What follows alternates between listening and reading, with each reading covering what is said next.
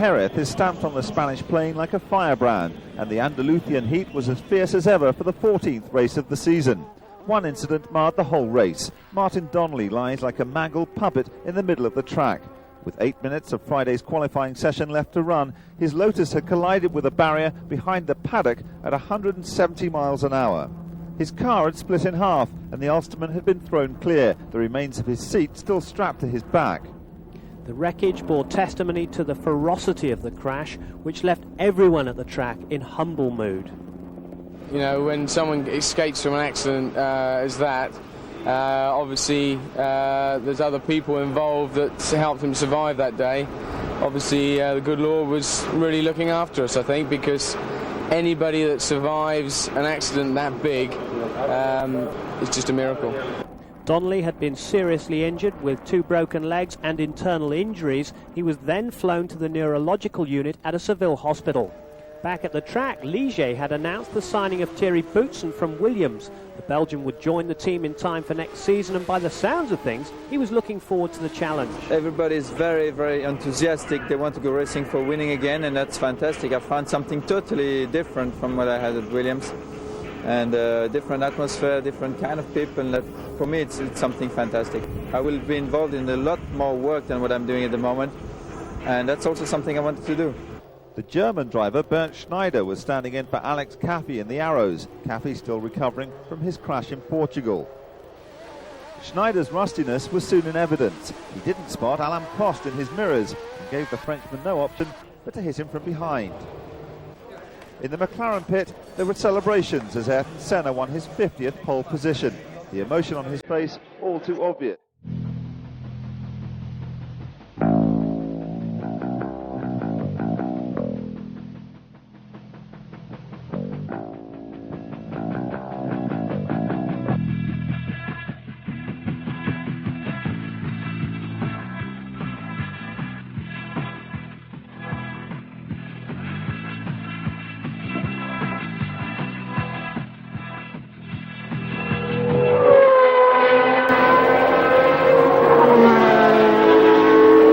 One week and 450 miles after Portugal, the Grand Prix scene moves to Jerez in Andalusia for this afternoon's Spanish Grand Prix, the last European round of the World Championship.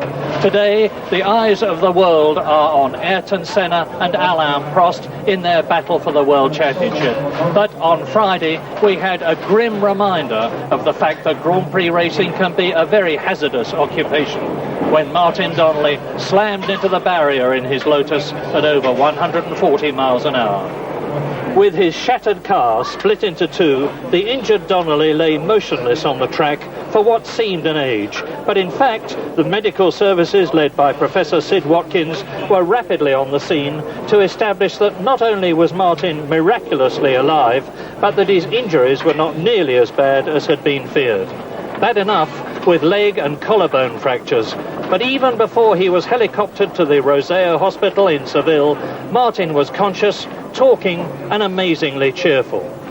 Just 3 weeks ago, Martin's teammate Derek Warwick had an all too similar accident at Monza from which he was able to walk away. But how does he now feel about driving today? This morning was probably the hardest decision I've ever made in my life, because having been with Martin after the accident and seeing what had happened, and obviously knowing what had happened to the car, although we'd done a lot of repairs over the evening, they've been working here to 4 or 5 o'clock this morning, straightening up the bits that we think were the problem. It was still a difficult decision for me to make, and I was still sat in the motorhome at 10:15 making that decision. Since Portugal, Alain Prost, disappointed by his failure to win, has bitterly accused Ferrari of managerial incompetence. Many see this as a thinly veiled attack on Cesare Fiorio, the Ferrari team manager, with Prost having allegedly said, "It's him or me." Whatever happens, Nigel Mansell has only got 3 more races in this unhappy atmosphere, for he leaves Ferrari at the end of the season. Leaves to retire or leaves to rejoin the Williams team in 1991. Still no positive word, but the general belief is that an announcement is imminent. Meantime, everyone's been setting their cars up in an effort to get the maximum benefits from two things that matter a great deal on the Jerez circuit: aerodynamics and downforce. Jonathan Palmer. Although hard to appreciate from television, Grand Prix car cornering speeds are staggeringly high. Around 150 miles per hour, for example, at Jerez's faster corners, ones that would have a family car struggling at 70. While suspension and tyres are important, it's aerodynamic downforce that's of most influence in providing the cars with such tremendous grip. As an aeroplane cuts through the air, its wings cause it to lift up. A Grand Prix car is designed to do the opposite, and the faster it goes, the more the flow of the air over the front and rear wings causes it to be pushed hard into the track, vastly increasing its grip. In fact, the whole car contributes, particularly the underside, hence this complex rear exit diffuser.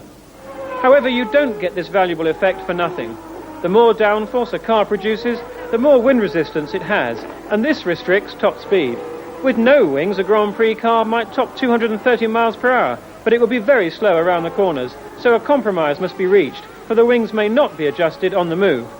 A tight, twisty circuit like Jerez demands maximum cornering grip for the best lap time, so the cars run with very large wings, effectively increasing their weight from half a ton at rest to 2 tons at 150 miles per hour. It's vital that this force, and therefore grip, should be balanced front to rear, and the front wing angle can be adjusted to achieve this. The main reason for the high level of fitness required to drive a Grand Prix car is because of these phenomenal cornering forces, up to 4G.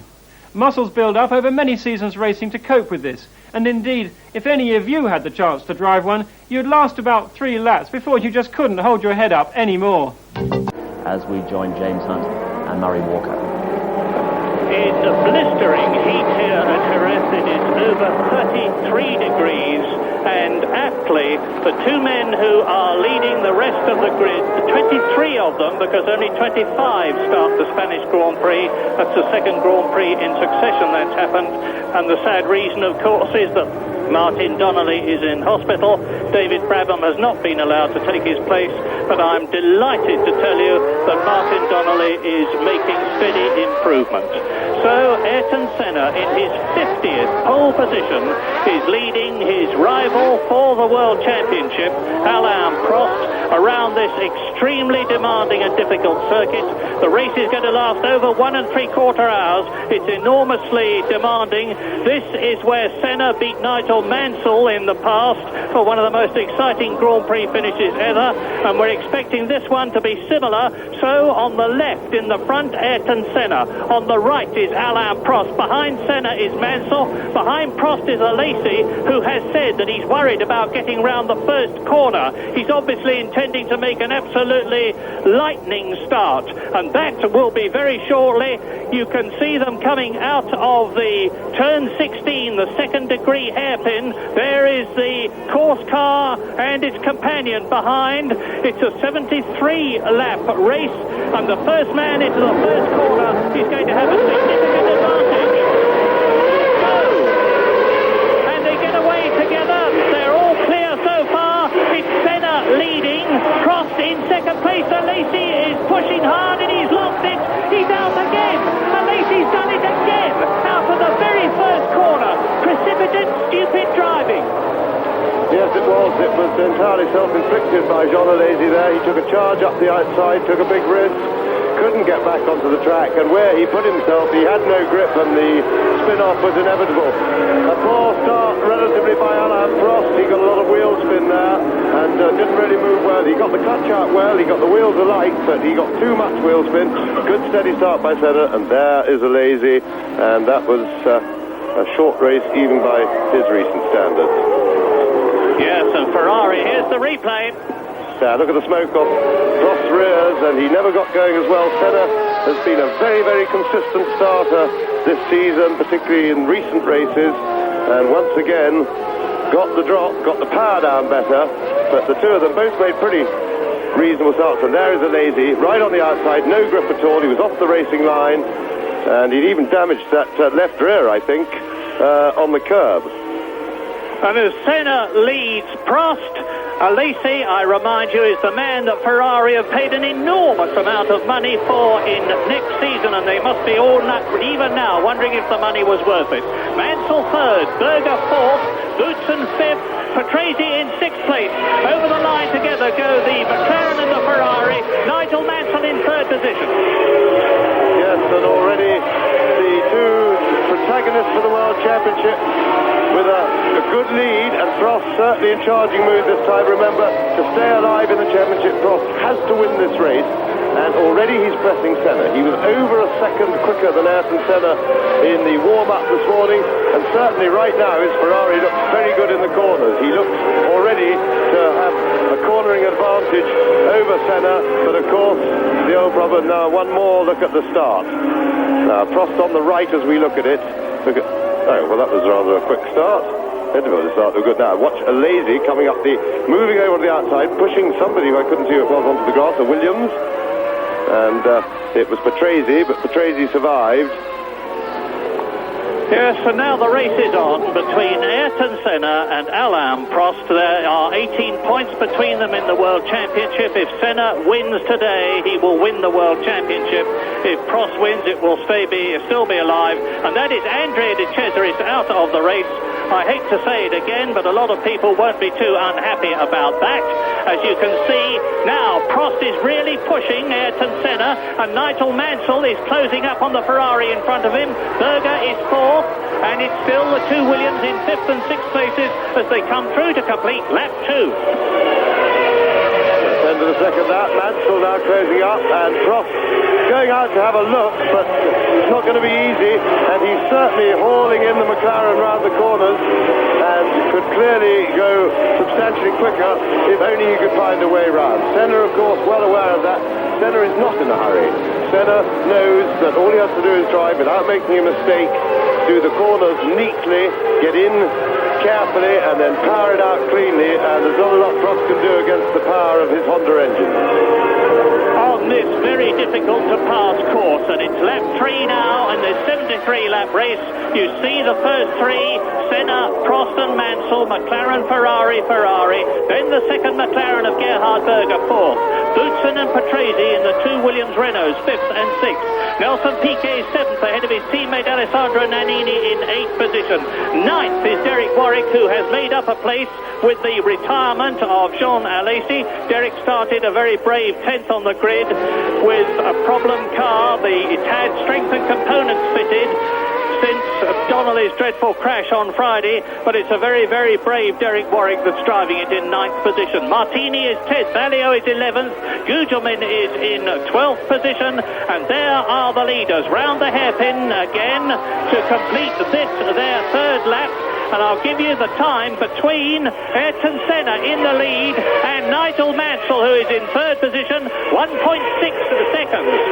So Mansell is a previous winner, of course, in 1987. There's Berger, Lutsen, Patrese, Alain Prost won here in 1988, and Ayrton Senna has won twice, 86 and 89.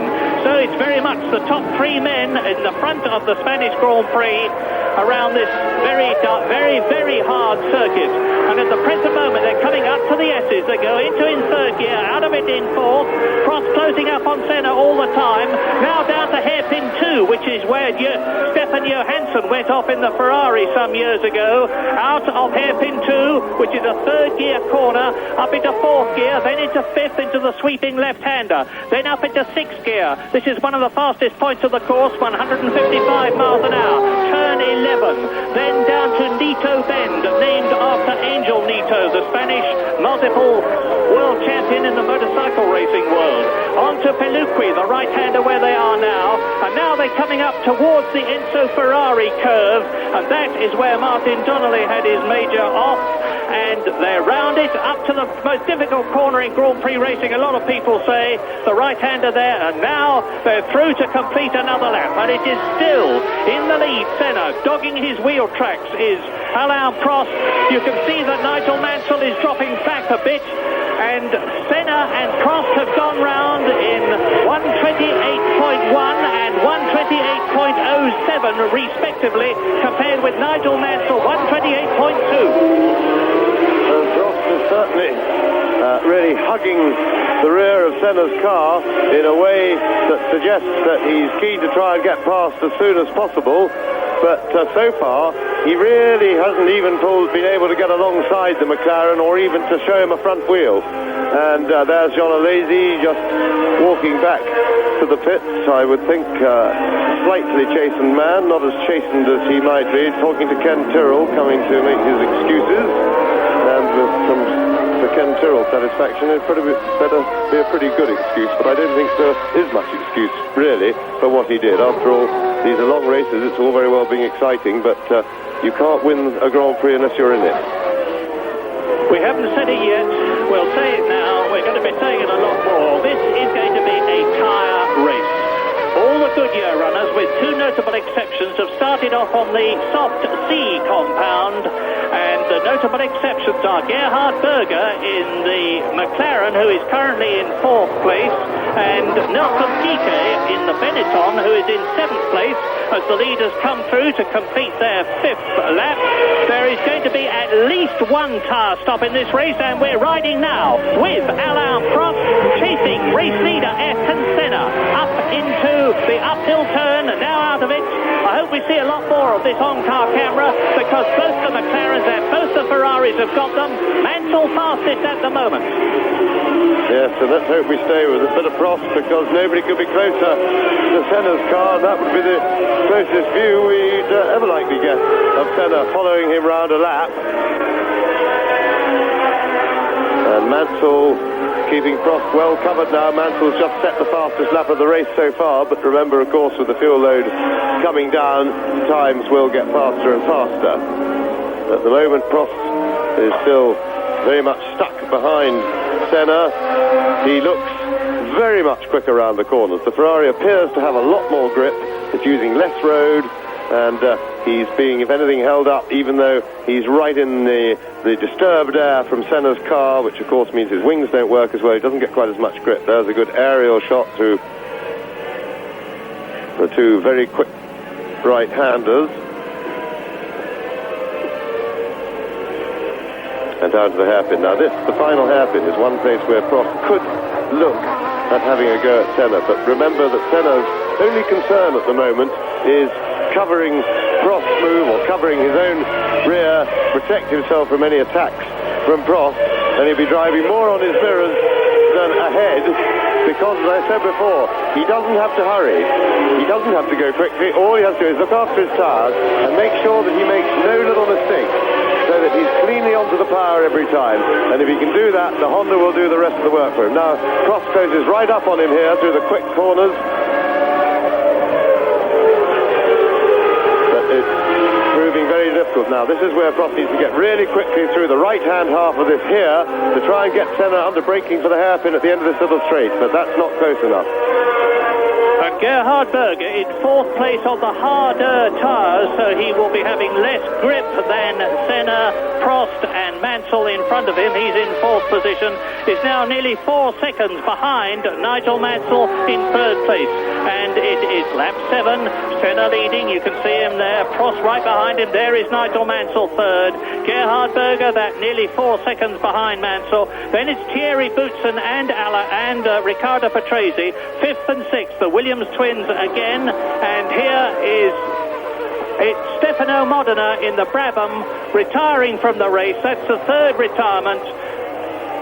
No, I apologise, it's Tarquini who was started in the spare car, because on the parade lap his AGS broke down and he had to run in carrying the seat and get in the spare. So that's the 3rd retirement, and we are on lap 8 now. Already out are Alesi, Andrea De Cesaris, Gabriele Tarquini into the S's again and out of them. And it looks again as though it may well be either the Ferrari mechanics or the McLaren mechanics that win this Grand Prix for their team, because if the McLaren of Senna, the Ferrari of Prost and the Ferrari there of number 2 Nigel Mansell, driving in his last Grand Prix for the Italian team in Spain, and that is Stefano Modena, so that's a 4th retirement. Modena has spun off, and of course now you can't have a push start But I was saying, if they stay as close as they are at the front now, just a second or two on the pit stop is going to make all the difference. We saw that in Portugal last weekend when Alain Prost's pit stop took 8.8 seconds compared with Ayrton Senna's 6.4, and those nearly 2.5 seconds made all the difference because Prost came out of the pits behind Nannini, was held up for several laps, and that enabled Senna to get clear away. And he's actually increasing his lead a bit now. On lap 7 it was just over half a second. Here is the end of lap 8, and Prost has made up that time. It's still exactly the same. They're lapping marginally faster than Nigel Mansell. There he is behind them, keeping out of the turbulence of Alain Prost's Ferrari rear wing.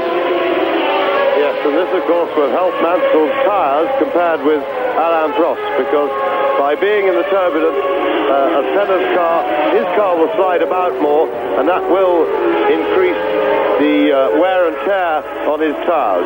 So it may well be that Mansell can play a major part in the second half of this race.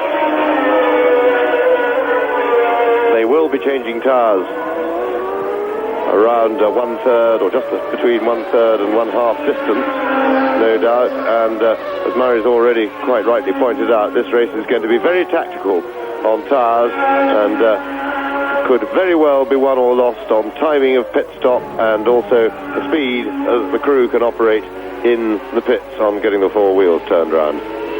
And as you ride with Alain Prost and now look down at him chasing Ayrton Senna, just think of the conditions inside those driving cockpits. It's some 34 degrees now here outside. We are in an air-conditioned box, and it's jolly hot, I can tell you. Alain Prost and Senna and Mansell and all the rest of them are wearing very, very heavy Nomex underwear down to the ankles, down to the wrists, socks, racing boots, triple layer overalls, a heavy balaclava helmet balaclava underneath the crash helmet, and in the cockpit the temperature could well be some 150 degrees. It's really, really tough. They lose an enormous amount of fluid and weight at the end of a race, and all the time they're fighting the car. They've got that 650 horsepower engine in the case of Alain Prost, the V12, in the case of Ayrton Senna in front of him there, the Honda V10, roaring away behind them, tremendous vibration, 4G forces on some of the corners, and that is why racing drivers have to be very, very fit. And this is lap 10, just under 1/7 distance of the race, with Ayrton Senna leading, Alain Prost 0.6 of a second behind him, Nigel Mansell 1 second behind Prost in third position. Gerhard Berger is dropping back all the time. It's 6 seconds now. In fact, Thierry Boutsen in fifth position is getting very close indeed to Gerhard Berger. Hopefully we'll see that soon. And Riccardo Patrese is hanging on to his teammate. So the battle for 4th, 5th and 6th between Berger, Boutsen and Patrese is very close indeed. 7th is Piquet, 8th is Nannini, 9th is still Derek Warwick. And Prost has dropped back a tiny bit to Senna. Now, whether Senna has speeded up or whether, but certainly he's stretched them a bit because Mansell has dropped back. And that was a quicker lap from Senna.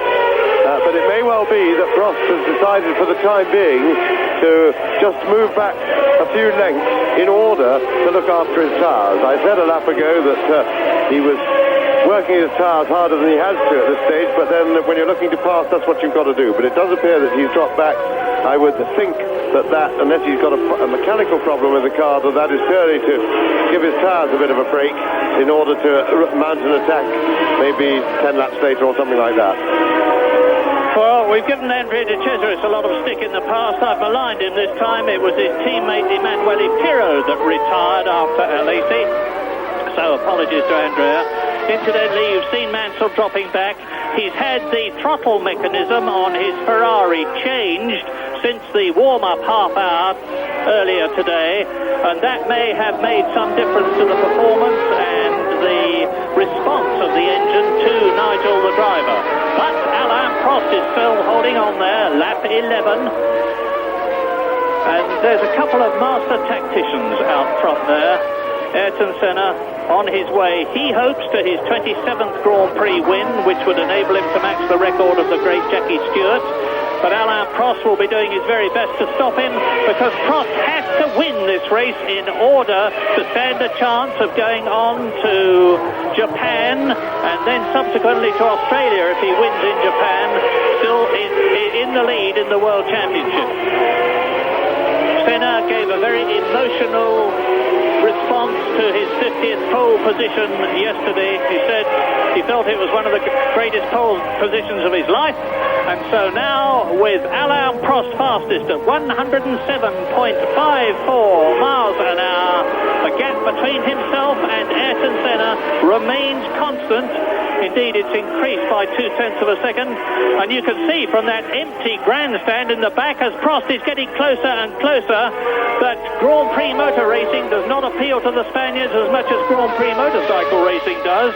They had some 150,000 people here for the motorcycle Grand Prix earlier this year, and it looks so they got about 5,000 here today. It's an incredible situation, because they're going to be watching one of the most exciting races of the year as it develops.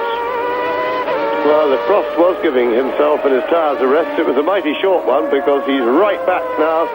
Fastest lap on the lap after he dropped back to close back up again, fastest lap of the race so far, and he is really hounding Ayrton Senna. Whether this is entirely a good policy at the moment, if he really hasn't got a way to try and get past Senna, but I suppose you've got to keep pressuring to try and force a mistake. Problem is for him is that there is no pressure on Senna. He's not in a hurry around the corners. He can afford to go into him slowly, and there you see when he gets onto that Honda Power with his right foot as they go out onto each straight, how the gap stretches away. Now Prost is right in his wheel tracks, and Prost, if he's going to do it, is going to have to go through this series of S's, and then there's a short straight down to hairpin 2, and that is a potential overtaking point, but he's not close enough here. Can he get the power on quickly? No, and that now they're on the brakes for hairpin 2, and really that has never really looked like being close enough to Ayrton at that point. So now around the long left-hander that they're about to go into, then the long right, then they have the two very quick rights, and Prost's car seems to be particularly good through those two, and he closes right up on Senna for the final hairpin at the end of the lap, but that's a very real shut your eyes and pray place to overtake. Prost chasing his new chum, Ayrton Senna, because they made it up after the Italian Grand Prix, the bitter feud that they had had for 18 months, which started at San Marino last year, and they shook hands and embraced. And now Prost's feud is with Cesare Fiorio, the Ferrari team manager, who by implication Prost has been very virulent about, suggesting by implication that Ferrari could not organise themselves out of a paper bag in comparison with the McLaren team, which Alain Prost says is staffed by people who know what they have to do and do it, whereas Ferrari don't know what they have to do and don't do it. That's the gist of what Prost was saying, and it's led to a pretty warm atmosphere at Ferrari. And there's a warm atmosphere on the track. Prost pushing hard all the time. As James has told you many times, though, it's very, very hard, not only because their car's performance is identical, but because of this turbulence for the second man in a dogfight to get through, especially if the man in front is Ayrton Senna, one of the coolest and calmest of Grand Prix drivers, who knows exactly what he's doing, and he knows that if he just stays on the line, gets his braking right, accelerates at the right time, keeps cool, it's going to be virtually impossible for Alain Prost to get past him, and it's going to be very, very difficult indeed too for the Frenchman to pressure the Brazilian. We are on lap 13 out of 73, and Prost goes for it. Now he is in a good position, but Senna gets the power down, pulls away. That Honda V10 engine's torque is incredible. It's the Series 4 engine. Now we're with Prost again, going up into the uphill turn. This is the highest point in the course. They bear right here, third gear and then fourth, and you can see the McLaren getting closer and closer, and then it pull away a bit as Senna puts his foot down. Now up and round the right-hander. Now the the left and then on to the S's. This is Tower Turn, and these are the S's. And now Prost closes right up. It's Senna, Prost, there's Mansell, third position. Berger is still fourth at 7 seconds now behind Mansell. Then it's Boutsen and Patrese, and out has gone Satoru Nakajima. This is not Ken Tyrrell's day. Both his cars out.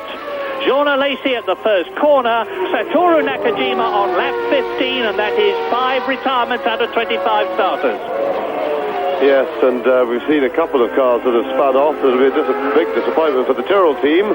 But one problem that this circuit develops, and it gets worse and worse as the race goes on, in that while the racing line stays clean, a lot of chunks of rubber, what is known in the trade, they're known in the trade as the marbles, and dust and stuff get really quite thick offline, and it really is like being on marbles. And so it becomes essential as the race wears on not to even put a wheel offline, which means the driving has to become relatively defensive. And we have in the past seen quite a lot of experienced drivers spinning off with errors because they're just getting a wheel offline. Lap 16. Senna, Prost, Mansell, fascinating. Mansell has closed up a bit on Prost. He's under a second behind now. That caption is a bit out of date. Berger is still fourth, so it's McLaren, Ferrari, Ferrari, McLaren. Then the two Williams Renaults, and that was Satoru Nakajima, well that is Satoru Nakajima, sadly walking back to the Tyrrell pit to join Alesi. It's an early bath for the Tyrrell team today. And we are on lap 16 in this 73-lap race. And really, it's the 3 cars at the front that the race is all about. Because unless Gerhard Berger can benefit from his decision to fit a harder compound tyre, when Senna, Prost and Mansell have to come in to change their tyres, it looks as though these 3 are going to dominate to the end.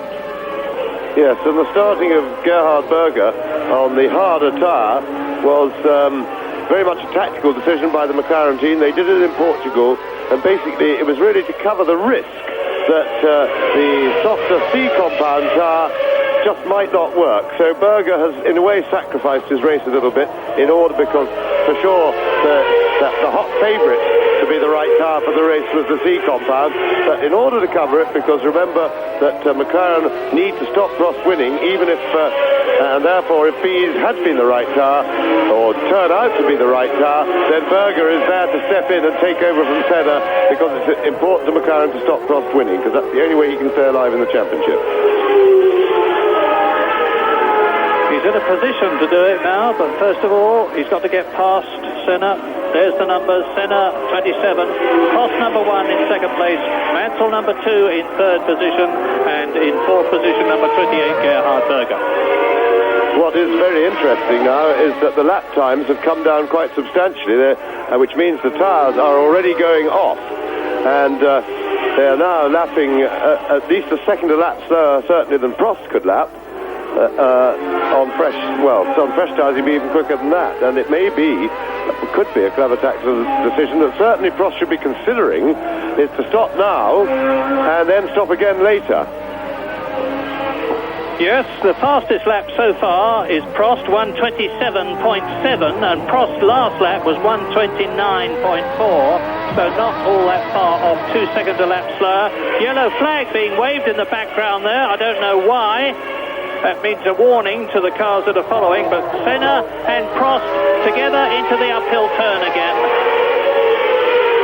Mansell is 1.6 seconds behind Prost now, and lapping slower, marginally so, than his teammate.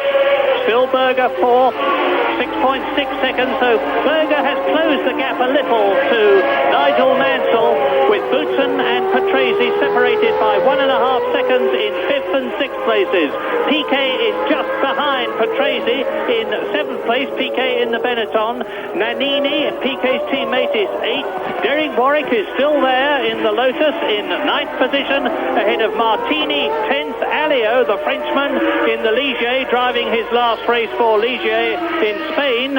And incidentally, Thierry Boutsen has now signed for the Ligier team for 1991 and 1992, which compounds a lot of people's belief that the place in the Williams team that Thierry Boutsen has vacated will be taken by Nigel Mansell, but there is still no positive news on that.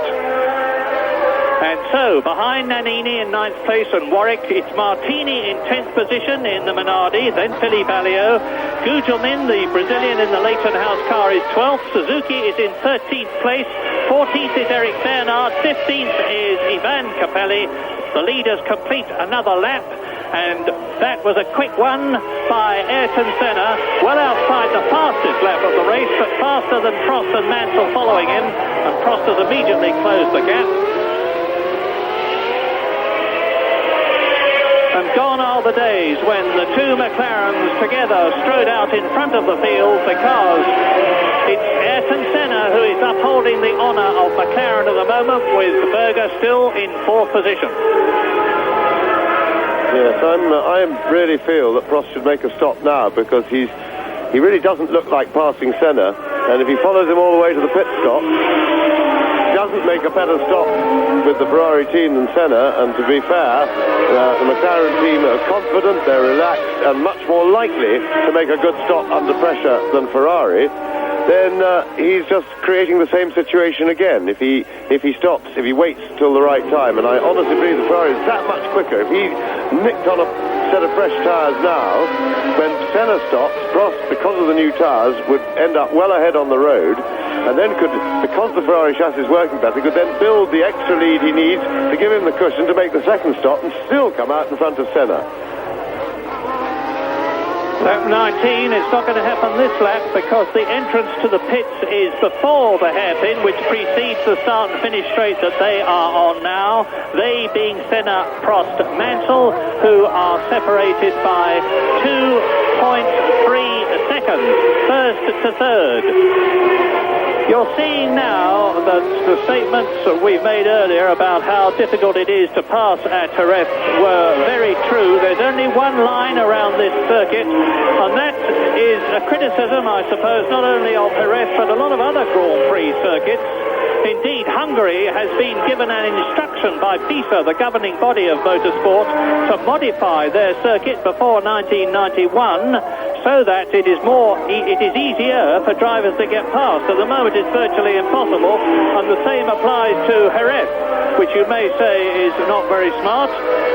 So there's Mansell. He's got a clear track behind him. No change for the first 3, the first 4, the first 6, in fact. And now there are the McLaren mechanics, and they're right opposite us now. It may be that a pit stop's coming up. In fact, I think Piquet has just passed Patrese into 6th place, in fact, Murray, round the back.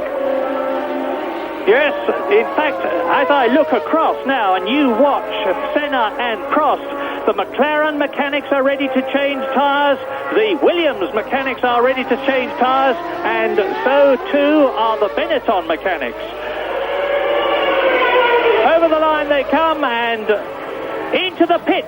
It's Nigel Mansell. Nigel Mansell must have heard James's advice to Prost, and so this is the first major tyre stop. Nigel Mansell on lap 21, 8.6 seconds, not particularly brilliant. It's a fantastic speed time to change 4 wheels and tyres, but not in Grand Prix terms, when you recall that Ayrton Senna, the man that you are watching now, as out of the pits goes Riccardo Patrese. Ayrton Senna did it in 6.4 seconds in Portugal. Very good stop by the Williams team, that was. I didn't time it, but it was just very efficient. They turned him round really fast on Patrese.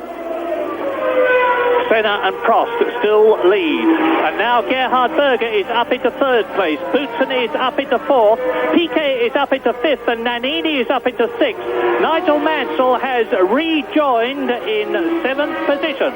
Now the race is going to get more and more interesting, particularly when we have resolved whether Ayrton Senna or Mansell or Prost come in first. Yes, well, if Senna does come in first, Prost may have to stay out for another lap or two just to see how much quicker he can go by himself, because he certainly can go markedly quicker than he's going at the moment, and it may be, well, they passed the pit entrance once again, the McLaren team are ready. The Ferrari team are also, but they've still got their tyres in the warmers. For Prost's tyres are still in the warmers, and McLaren's have Senna's tyres. Well, they have a set of tyres, be it for Senna or Berger, undressed. Yes, and it's Berger into the pits. Now, this is surprising because Gerhard Berger coming into the pits on lap 22 started on the harder compound, and that is a sensational stop, 5.85 seconds, but we expected Gerhard Berger to be staying out on the hard compound tyres to act as a cover for Senna, who has still got to come in, as has Prost. I think what they may be doing, Murray, it may have been again a tactical thing by the McLaren team. I'm only guessing here, but they want to see how much quicker how much help new tyres are going to be. So I think they want to use Gerhard Berger for learning, for information. And it may conceivably be the same situation with Nigel Mansell, as out goes one of the Lolas. It's Eric Bernard out of the Spanish Grand Prix. That is the 6th retirement. Alesi is out, Pirro is out, Tarquini is out, Modena is out. So is Nakajima, and now Eric Bernard. 19 cars left running. These are the two that matter as you look down at Bernard parking his car. Yes, well, looking down at the pits bears out what my suggested theory, because McLaren's are not yet getting a set of tyres ready for Ayrton Senna, which suggests that they want to look at Berger's lap times for 2 or 3 laps before they make any decisions. And I think that Prost has probably missed the chance to get the jump on Senna. He should have gone when I first started talking about it, or within a couple of laps of those, and that was on about lap 16. We're now on lap 22, and I do believe that Prost has his tentativeness tactically could well be costing him this Grand Prix. It certainly cost him any chance in the Portuguese Grand Prix, apart from after the drama of the start with Mansell and the various other things. He still could have easily won that race if he'd taken the initiative over the pit stops and Ferrari had turned him round quickly. As it was, he blew it, and it looks like he's trying to do the same again here. Lap 23, Senna leads Prost out of the pit, sprints Martini, and it's Boutsen up into 3rd position now, with Berger having stopped and Mansell having stopped. Piquet is 4th, Mansell is up into 5th position, Warwick is now in the points in 6th place, but has not stopped 4 tyres. 7th is Berger, who has stopped 4 tyres. 8th is Alio, 9th is Nannini, 10th is Gugelmin, 11th is Suzuki, and we are with Prost, still chasing Ayrton Senna, and surely coming in soon. And that's Alboreto coming in the arrows. Just wondered if he was coming in a bit slowly then, but no, that looked like at full speed. And that was good pictures there from Senna's car, and then switching on to Prost. So we had a good look at the leaders' views. And over the line, the 2 leaders have just gone to complete 23 laps, with Prost right up with Senna.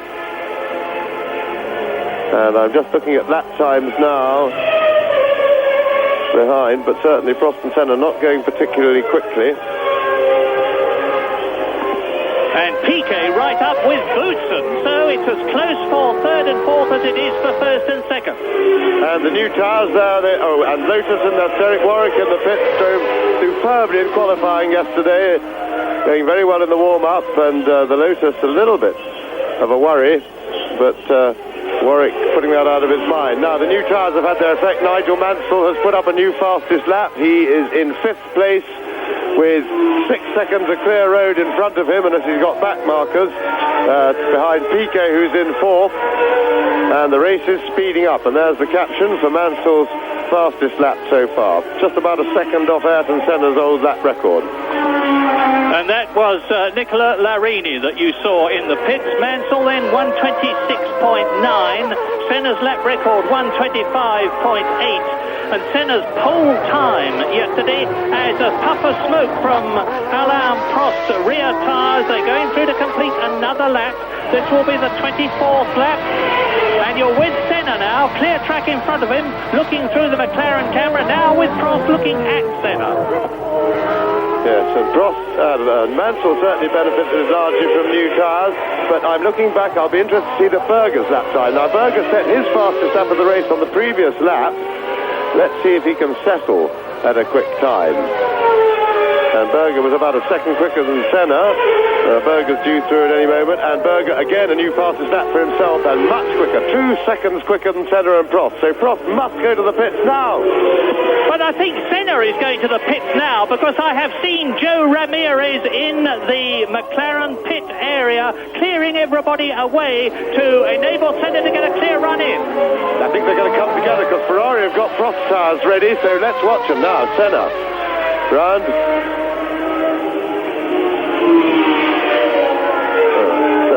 Senna and Prost right together round the back of the circuit. They've got 2 right-handers. There's a yellow flag right out on the far side of the circuit where they are now, but it doesn't seem to have bothered them round the double right-hander.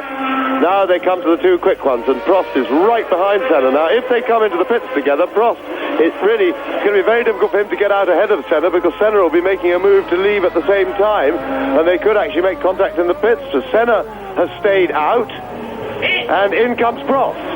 So Prost on his own into the pits. Well, here we go, and over the line goes Ayrton Senna. Now, this is the critical one. We'll be able to compare the times now. Alain Prost in the Ferrari. They've got to keep cool. If you get a sticking wheel nut, he'll be in trouble. Good. 6.17 seconds, Alain Prost, and that was on lap 25. Now, Senna is leading. Piquet is in second position because of the tyre stops, 11 seconds behind Senna. Prost has gone into the pits. Mansell is in fourth position. Thierry Boutsen, too, has changed tyres and is in sixth position ahead of Nannini. So is Alain Prost, with just over 6 seconds, going to be able to get ahead of Senna when he comes in. There he is. Well, he's got a clear road, Prost, for about 2 laps, because Piquet is about a couple of seconds ahead of him, but Piquet may well clear that road because he hasn't yet been in for tyres. Now, looking at the Benetton pit, because we are happily very well placed there, bang opposite the pit. They've got their tyres for Piquet, but they're still in their warmers, and so he's not coming in just yet. Now, Prost will hope that Senna doesn't pit now. He'll want to get some advantage on that fresh rubber. Because if Senna can get out ahead of him, even if he's sliding about and on coldish tyres, hasn't settled in, he'll hold Prost up and he won't let him by. Yeah, and Senna's been held up, but he comes into the pits now, and the significant thing is that Piquet, who will go into the lead, is on B tyres, the harder compound. Now, here is Senna. Watch him. Watch when he stops. Now, and the McLaren mechanics attack the wheels with the pneumatic air wrenches, and that looks like, superb! Ayrton Senna, 5.7 seconds. And Prost and Mansell go through ahead of Senna, and Mansell what was that, Prost? It's difficult to tell now. And Senna barged his way by one of the Ferraris, and I suspect it was Prost, because Prost was the one behind. It was Nigel Mansell, and it is Alain Prost leading now, and there is Nigel Mansell. It is McLaren Ferrari, Prost, Senna, and Mansell. Now, here's a replay of Senna leading the pits. Yes, and you see Mansell letting Prost go. This is Prost we're looking from, and that was tremendous team driving by Nigel Mansell, who then did his best to halt Senna's progress, and that was tremendous stuff. Nigel Mansell sacrificing. Remember, he was actually leading the Grand Prix for a brief time, and he was prepared to give that to Prost, and that was marvellous team stuff and very generous by Nigel Mansell. So Mansell has stopped for tyres, so has Patrese, so has Berger, so has Derek Warwick, and Prost, and Ayrton Senna. We are on lap 27 in this 73-lap race. They may well be making another stop, but at the moment, there it is. And that was the leader you just saw, because Nelson Piquet, who hasn't stopped, has now found himself in the lead, and Prost will haul him in very fast. Let's have a look at Prost's lap time now as they cross the line. Complete 27 laps. And Prost, the 27.2. And he's pulled away from Senna already, second and a bit. But he'll want to dispatch Piquet or get past him or hopefully get Piquet in. And that looks like the Cheseritz's car with bodywork off, so that looks fairly terminal. And he will not be missed if he's out of this race. He caused tremendous trouble yesterday in qualifying. He brake tested or moved over on Berger, who was on a quick lap in qualifying when De Cesaris was hardly moving and brought Berger close to a very, very big accident indeed, and Berger was not at all a happy man. It really was spectacularly stupid driving, and once again he underlined the fact that he has no business in Formula One. And Nelson Piquet leads Alain Prost on lap 28, and Prost has got to get past the Brazilian and his Benetton Ford car to try and build a cushion between himself and Senna, who is third. Mansell is fourth, Berger is fifth, and Nannini is sixth. Well, Prost will be a lot quicker than Piquet probably with the C tyres, the fresh tyres on, but he'd find Piquet extremely difficult to pass because the Benetton is nothing if not quick in a straight line. It'd be very similar to the McLaren Honda, but Prost could rely possibly on one thing. If Piquet knows that Senna is behind him for the championship, Piquet hates Senna so much he may well let Prost by and then do his best to hold Senna up because he really hates him. And Prost looking for the way, and he will be desperately hoping that Piquet is in form, because I'm sure if Piquet knew what the situation was, he would let Prost go. 126.519, Alain Prost, and that is under 0.8 of a second off the lap record as Piquet goes through and laps the notorious Olivier Griard, who tends to be another mobile chicane, and Piquet, the Brazilian, leading a Grand Prix for the first time for a very long time. 3 times world champion Nelson Piquet leads 3 times world champion Alain Prost.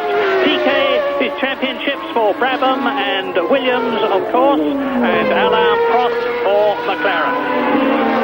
And that's a Benetton. Is that Piquet adrift? And well, I really couldn't see what happened there, but that does look. Nope. And that we think was a Nannini, but we really didn't see very clearly what happened then. Here is the replay. It's Piquet going wide, and that puts Prost through into the lead, and Prost will be well pleased with that because he can now, and I think that was probably the pressure from Prost, who's on fresh tyres and going really quickly. And now, as you saw the McLaren then of Ayrton Senna just going through. Now Prost 4 seconds in front of Ayrton Senna as they cross the line that time. Prost will want to build that lead. I'm sure he'll want at least 20 seconds. He really will want to build enough of a lead, probably more like 25 seconds, so that he can do his tyre stop and hope, even if Senna doesn't, to get out still in front of him. Lap 30 as the Lola comes into the pit. Here is the position. Alain Prost is leading the Spanish Grand Prix on lap 30 out of 73 by 4.1 seconds ahead of Ayrton Senna, who is 3.6 seconds ahead of Nelson Piquet, who you just saw go off. Nigel Mansell is third, 3.5 seconds behind Piquet. Gerhard Berger, having changed tyres like all the leaders, is in fifth position, 1.2 seconds behind Mansell, and you're looking at the race leader Alain Prost now. In sixth position, it's Nannini, seventh is Boutsen, eighth is Gugelmin, ninth is Patrese, 10th is Capelli, 11th is Martini. Derry Warwick, still going strong in the Lotus, has dropped down 3 places, but of course he has changed tyres, whereas some of the people in front of him have not, as Prost goes through to complete his 30th lap. Yes, and Prost with a clear road now, no Piquet in front of him, and a new fastest lap of the race, and that comes as no surprise. And Senna absolutely could not respond to that. Senna now 2.5 seconds Prost pulled on Senna on that one lap. 6.6 seconds. And this certainly is what Prost wants. Now, bear in mind, though, that Senna is almost certainly not going to put himself out to really try and chase Prost. He knows that the Ferrari will be hard to beat here, particularly now that it's in front. Senna, his main concern will have to be with second place, because if Senna can come second behind Prost today, it means that he needs just 1 point out of 2 more races to win the championship. And Senna also firmly believes that a Ferrari is not going to finish 3 races, let alone win them, and Prost has to do that anyway. Well, he's well on the way towards winning this one now. He's in a very commanding situation. On the other hand, we haven't yet reached half distance, but for speed, if he has no more mechanical problems and his tactics are reasonably competent, then he must surely win today. But there are 2 more. Suzuka, particularly in the hard circuit on the cars, it's fast, it puts it tests them in every department, and Senna has said that he doesn't think a Ferrari can finish, or one Ferrari can finish 3 races on the trot. I think that's probably a little bit presumptuous of him. I agree they're not favourite to do that, but it's the sort of presumption that can cost you. But Senna has also stated that he will be well happy with Prost first and him second today. So he will defend now, and for sure now he's driving for second to be just 1 point away from his championship. Alain Prost, race leader, coming up to lap, and as soon as possible he hopes Yannick Dalmas in the second AGS. This is the first Grand Prix this year where both AGS started. Tarquini, who didn't last very long, he was the third retirement, and Yannick Dalmas, who's recovered well from Legionnaire's disease the year before last, which dragged him down for a long time, is still going, and it's Prost leading Senna now by 8.2 seconds as Prost goes through and takes Dalmas and laps him. Piquet is 5 seconds behind Senna in third position. Nigel Mansell is coming up fast though. He is lapping faster than Nelson Piquet, who is third, and is now only 1.3 seconds behind the Brazilian. Fifth is Gerhard Berger, sixth is Nannini, seventh is Boutsen, and eighth is Gugelmin, as confirmed by the numbers along the bottom of your screen. Yeah, so at the moment Prost is really in command of this race. He's lapping a second and a half quicker than anybody else on the circuit, the next two being Senna and Mansell, and his lead is already over 8 seconds. Now he just crossed the line again, and I'll see, and De Cesaris is looming, and this could be a problem for Prost. The lead 9.2 seconds, and the fun starts now because De Cesaris is in front of Prost. Yes, and are there going to be 2 car stops in this race? It's by no means impossible. And if there are people out there who think, my goodness, can't they make a set of tyres that will last the race? Of course there are, but the softer the tyres are, the better they will grip, but by the same token, the shorter they will last. So it's all a compromise, and that's Gugelmin in the Leighton House in his pit for tyres. I don't know why we're looking at an uninteresting pit road when we've got Prost and De Cesaris together, but I think in the distance it's hard to see with the naked eye that Prost had got through. Yes, and Prost is past De Cesaris and storming away, so he'll be breathing a huge sigh of relief that he didn't get held up for too long, only through 3 or 4 corners, which by De Cesaris' standards is quite an improvement on anything up to 3 or 4 laps if he can possibly manage it. Well, Ayrton Senna now, like Alain Prost, is on his 33rd lap, and the interest in terms of close competition on the circuit is the battle for third place, which we're not actually seeing at the moment, as you watch Senna, who is second, and between Nelson Piquet and Nigel Mansell. Now, Prost has increased his lead on this, the 34th lap over Ayrton Senna, to very nearly 10 seconds. He's lapping nearly a second a lap faster than the Brazilian, and Piquet and Mansell go through virtually together. That's third and fourth. Berger is fifth, Nannini is in sixth position, and Boutsen is in seventh place. So it's McLaren in second position behind this Ferrari of the 3 times world champion Alain Prost, who knows all too well that he's got to stay in front and win this race.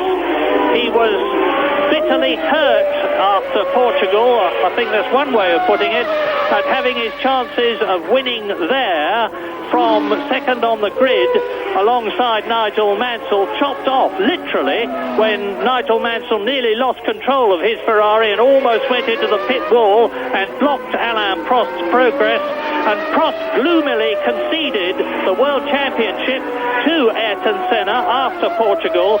But then, after he'd had a go at Cesare Fiorio, his team manager, Mr. Fusaro, who is the head man of Ferrari, one of the top men of Fiat, came down to Spain and had a talk with Prost, who emerged from it vowing that he would fight to the last turn of his Ferrari wheel to retain the World Championship that he won in 1989. In order to do that, he's got to win here, and Japan, and Australia, the 500th Grand Prix of the World Championship Series in Adelaide, and he's certainly doing the best he can and doing brilliantly at the moment. As you look at Nelson Piquet, and you should see behind him Nigel Mansell. You did. This is the battle for third. The much experienced Brazilian Ayrton Senna, who has scored the second highest number of World Championship points of all Grand Prix drivers, second only to race leader Alain Prost, 3 times World Champion Piquet. There behind him is the Ferrari, and the Benetton with its Ford V8 engine is proving to be extremely nimble and very reliable this year, because Piquet, 5th position in the World Championship, has only failed to win one race, and that was when he was disqualified in failed to finish in one race. That was when he was disqualified in Monaco. Otherwise, he's been in the points in every race except one. And Alessandro Nannini has had a good year too.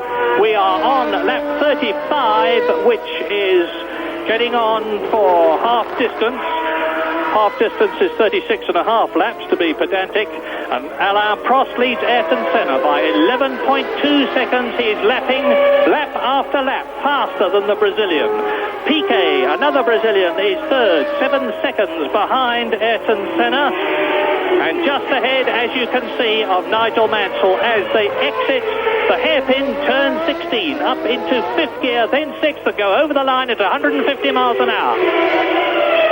Yes, and Piquet now some 20 seconds, just about 20 seconds behind Alain Prost, who is really pulverizing this field at the moment. He's still storming away from Ayrton Senna in second place. The lead now 13 seconds. And that averages something like a second and a half or better since their pit stops.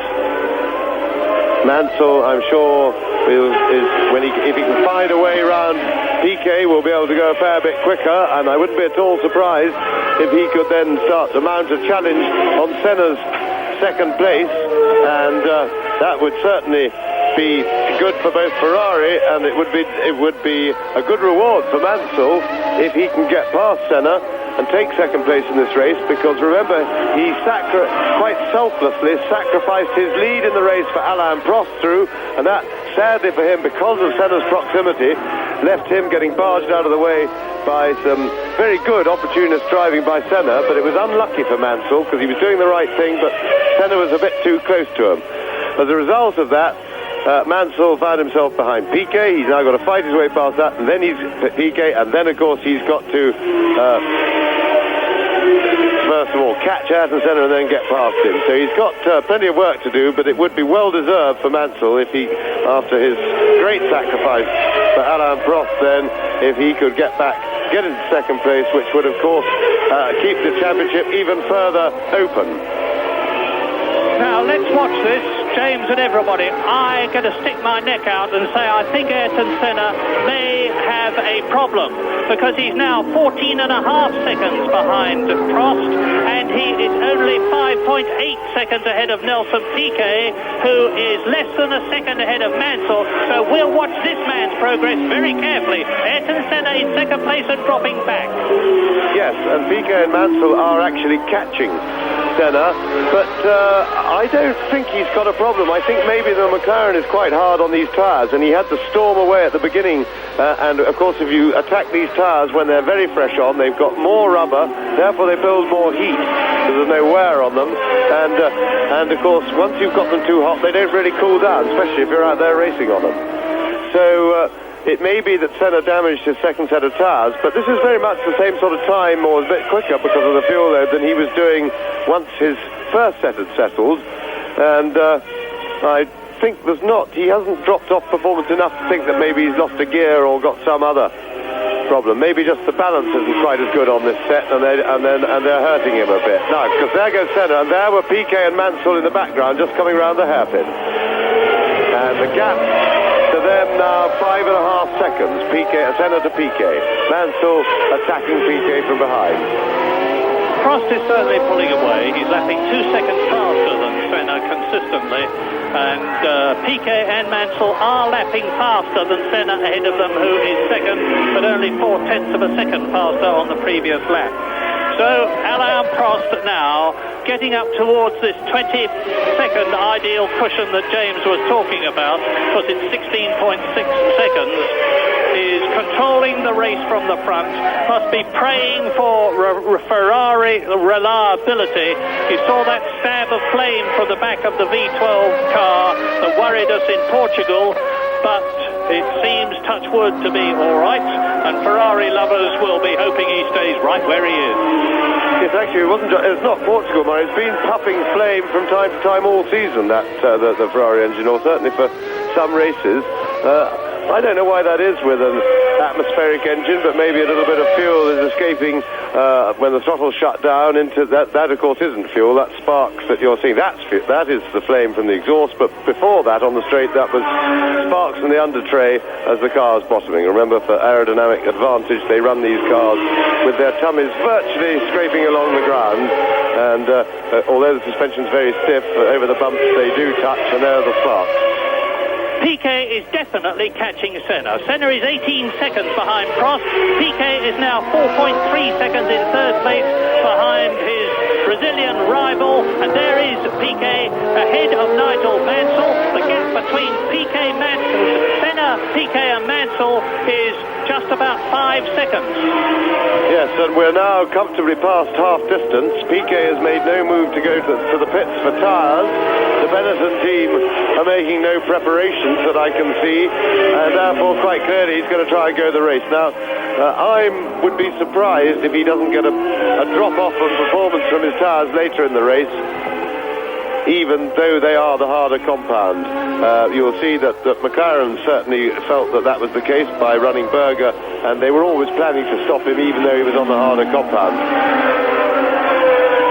But it looks as if Benetton want to get Piquet to go the distance, and that won't please Mansell, because the easiest way to get past somebody is for them to peel off into the pits and let you by. So Nigel is going to have to work hard, because the Benetton is very similar in straight line speed performance to the McLaren, and we've seen how the Ferraris struggle on the straights against the McLarens, and the same sort of story for Nigel when following Nelson Piquet. Great drive by Alain Prost, convincingly ahead on his 40th lap. 21 seconds ahead now of Senna, and Senna has got Piquet 2.4 seconds behind him, and Mansell is under half a second behind Nelson Piquet. Hopefully we'll soon be seeing a shot with Senna in the McLaren, Piquet in the Benetton, Mansell in the Ferrari, together in second, third and fourth places, 22 seconds behind this man, race leader Alain Prost, lap 40. Yes, I think Senna lost extra time that lap. It was certainly a really slow one by him, but I think he passed the back marker. If he didn't, then we have to surmise that he's got some minor mechanical problem. Senna can actually add to his World Championship score of 78 points from 11 races by finishing second and dropping, and he's pointing, we're riding with Senna. He made a sign there, and he actually signed Nigel Mansell to go through in Portugal. I only caught the tail end of it as we switched to ride with Ayrton Senna, but right behind him, with Prost having completed his 40th lap, is Nelson Piquet. There is the Benetton, there is the Ferrari. Now, we'll give you the intervals. Prost has gone through now, and as Ayrton Senna goes over the line, the gap between Prost and Senna, first and second, is nearly 24 seconds. The gap between Senna and Piquet is 2 seconds. Between Piquet and Mansell, I don't need to give you a time, because you can see for yourself. You're looking now at the Spanish Grand Prix at Jarama with Ayrton Senna fighting for the World Championship, ahead in second place of Nelson Piquet there, and Nigel Mansell there in the Scarlet Ferrari. They are on lap 41. And Prost, meantime, hasn't got the problem that these three have got. Senna is soon going to have to worry about keeping Nelson Piquet and Nigel Mansell behind him. Nigel Mansell knows that if he can get ahead of Piquet and then ahead of Senna, and there's nothing he would like more, he will be up into second place and making things a lot easier for Prost. That's right, that certainly helps the championship situation for his teammate Alain Prost, and it's very important. But now Senna is certainly struggling, whether it's just that he's either hurt his second set of tyres by attacking them a little bit too hard because he had to when he came out of the pits. He was in a tight situation now with that bit of flame out of Prost's car again, but we've learnt over the season that really doesn't seem to be a problem. It doesn't seem to be reporting any sort of mechanical drama in the Ferrari. There goes Benetton, Piquet, see Senna ahead of them, but Mansell, now that his tyres have settled, he doesn't seem to be pressuring Piquet quite as effectively as he was before, and maybe his tyres aren't quite as good, but he'll be winning Piquet forward to get onto Senna's tail. Incidentally, I do know that I am at Jerez and not Madrid, and that the Grand Prix, and through goes, there we are, Nigel Mansell up into third position ahead of Nelson Piquet. Now he's going to set about Senna. And that looks very much to me as if Piquet allowed Mansell to go then. He just tipped off the line momentarily. I didn't see any signal, but I think that was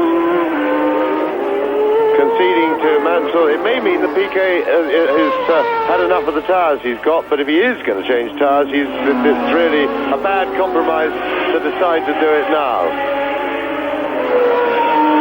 Well, Ferrari finished first and second at Mexico. Are we going to see that here at Jerez for the Spanish Grand Prix? Prost is on his 43rd lap now, and out of the race has gone Pierluigi Martini for the same reason that a lot of them have. He's spun off, he's got his rear wheels onto the gravel bed. You're not allowed to push start these days, so he's out of the race to join Jean Alesi, retired, Pirro, Gabriele Tarquini, Stefano Modena, Nakajima, then Nicola Larini, who's actually rejoined the circuit. It's De Cesaris, and that in the pits is Dalmas.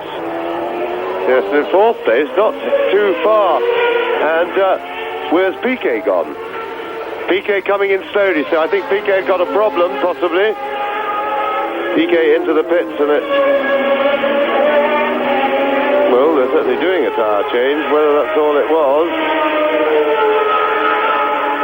And no, there's talk around the car. No, he's got a mechanical problem. That was why he did let Mansell go. And but right behind, not very far behind, 4 seconds behind Mansell, Berger is coming under enormous attack from Sandro Nannini in the Benetton.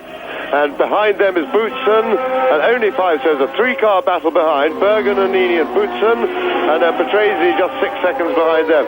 So this race, behind Prost, who's got an imperious lead at the moment, some 27 seconds, and still lapping way quicker than anybody else on the circuit. But behind them is Senna with a little bit of air before Mansell, who in turn has a little bit of air to Berger, then 3 cars, so we've really got 5 cars, 6 cars with Patrese just 5 seconds behind that group, all very close together, and there's a lot of racing to go.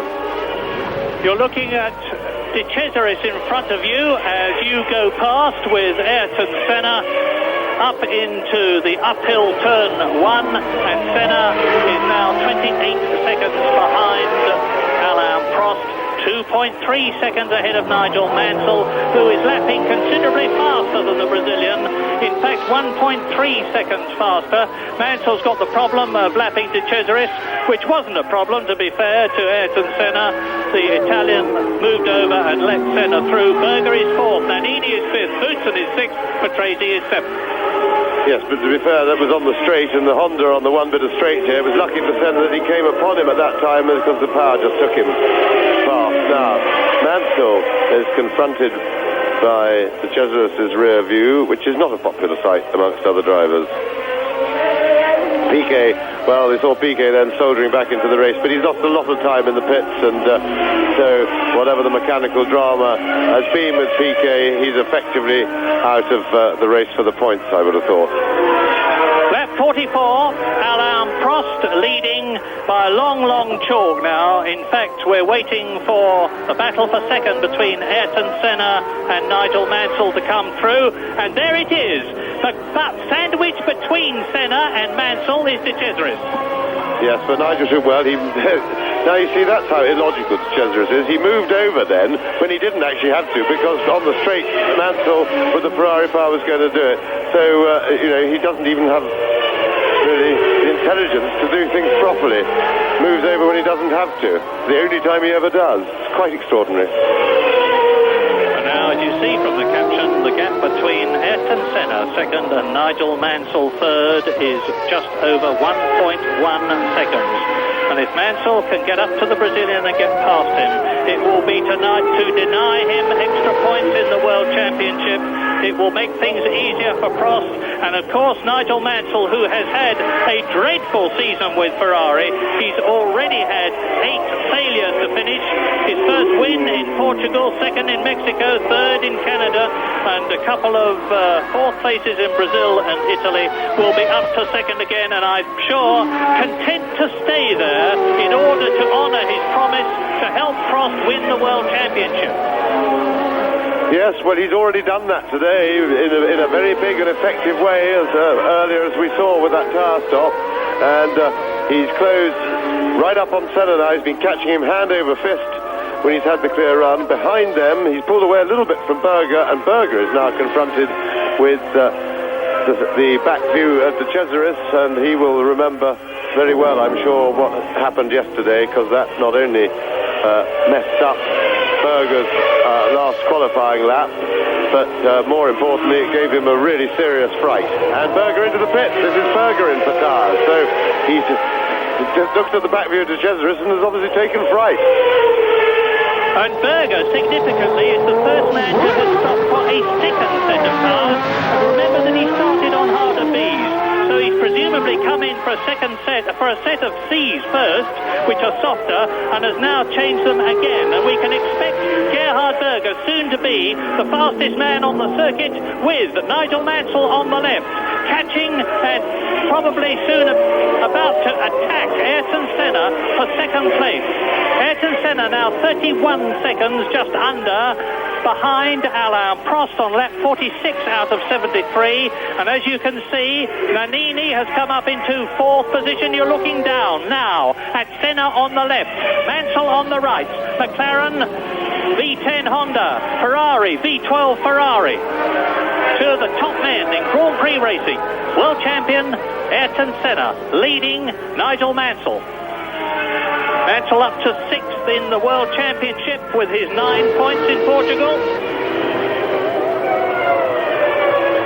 Into the hairpin to complete the lap. Up from 3rd to 4th to 5th to 6th as quickly as that. Up to 155 miles an hour. Down to second gear for turn 1. Now the hairpin one. Out of that is second gear. Senna in second place, Mansell in third. If Mansell could just get the nose of his Ferrari under the wing of Ayrton Senna's McLaren Honda, he will be in an attacking position for second place. It's still Nannini fourth, Boutsen fifth, Patrese sixth, and Berger seventh on his new tyres. And Alain Prost leading by 31 seconds. This is lap 47. Incidentally, any animosity that may have existed between Senna and Mansell was dissolved in Portugal when Nigel Mansell, who's had many confrontations with Senna, shook his hand, embraced him. So, theoretically, Prost is getting on well with Senna. Senna is getting on well with Mansell. Until today, the atmosphere between Prost and Mansell wasn't so good, but it's going to be a lot better after this if Mansell continues his support role for the man who is leading the race. There he is, number 1, appropriately, in his 167th Grand Prix. The man has not only scored more World Championship points than anyone else, but scored more in one season than anyone else. And that was the year 1988 when Senna beat Prost for the World Championship. A quirk of the World Championship scoring situation. Mansell. Well, what are you going to be doing, James? You're Nigel Mansell and Senna's in front of you. Well, he really is confronted with the same problem that we saw Prost have in the first 25 or so laps of the race. That the tremendous torque and the overall power of the Honda engine is just too strong out of these slow corners. And even though we see that the Ferrari is clearly a lot better than the McLaren in the quick corners, he can get in both cars, if you watch, get in very cleanly and more quickly than the McLarens. And that was Alboreto. As we see Prost in no hurry to lap people. But Mansell really is going to have to hound Senna, and maybe they could be contemplating another tyre stop. But maybe the Mansell will want to go in for another tyre stop and see if he can swing things around like that. But it is a problem. He needs either a mistake out of Senna or something pretty drastically heroic by himself. So here they are again. Still the same stalemate situation through the final hairpin and out onto the start-finish straight. To complete 48 laps, I'm sorry. Now, Alain Prost, 30 seconds ahead. And that is Gruillard out of the race. And he featured in Senna's pole position lap yesterday along with Nelson Piquet, who seemed to have stopped on the back of the circuit and be having a chat, well, rather a heated one from their cockpits, as Senna came flying by with not very much room to squeeze past. He certainly had to lift as they came into his view, and he wasn't very amused because in the middle of qualifying, from the cockpits of two racing cars with noisy engines, the settling of disagreements isn't really the place. Lap 49 we are on now, the closing stages of. And Alain Prost can add any points that he scores in this race to the 10 scores that he already has, which total 60, because the best 11 scores out of the 16 World Championship races count for the title. Ayrton Senna cannot. He can only improve his score by finishing better than third, because in every race that Senna has finished this year, he has the incredible distinction of having been first, second or third. So if he stays where he is, he will add 2 points to his effective score. But if Nigel Mansell can deny him the second place, Ayrton Senna will be stuck on 78 points as the Grand Prix scene moves out of Europe. This is the last European event over to Japan, followed by the 500th World Championship race in Adelaide in Australia. And that Senna will be very anxious to avoid. He needs to stay in this second position as Riccardo Patrese comes into the pits in his Williams for his second tyre stop. Yes, and Berger now going well in sixth place on fresh rubber, 1:26.2, which is some 2 seconds a lap quicker than the Senna, Mansell, Nannini group are going. And Prost, in fact, has now tailed off his speed. He's half a minute ahead of Senna, and Prost has no doubt adjusted his speed to that of Senna and is lapping in very similar times, and I think 30 seconds is what he'd like to keep. Nelson Piquet back into the pits, but remember Piquet had a very long pit stop earlier and is really quite out of it. So Prost completes 50 laps. If drivers are thinking and teams are thinking of going for a second new set of tyres in this race, now is about the time they ought to be doing it. And a very difficult decision for Nigel Mansell. He's climbing all over Senna, but the trouble is, if he stops, and Piquet, yes, that's end of the day's work for Nelson Piquet. Well, dejected-looking, drooping shoulders there.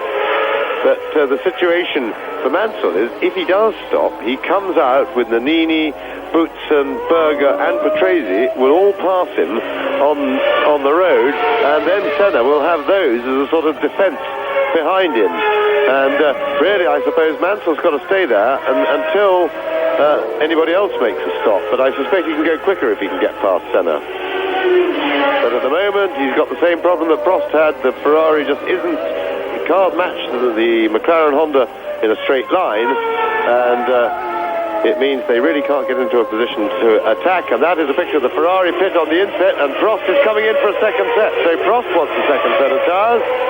His had gone off, but it's all academic for him. I think he could have stayed out and not run the risk of a wheel getting stuck or something like that. I'm not sure that this is a particularly clever plan. Nobody was going to catch 30 seconds even with fresh rubber on.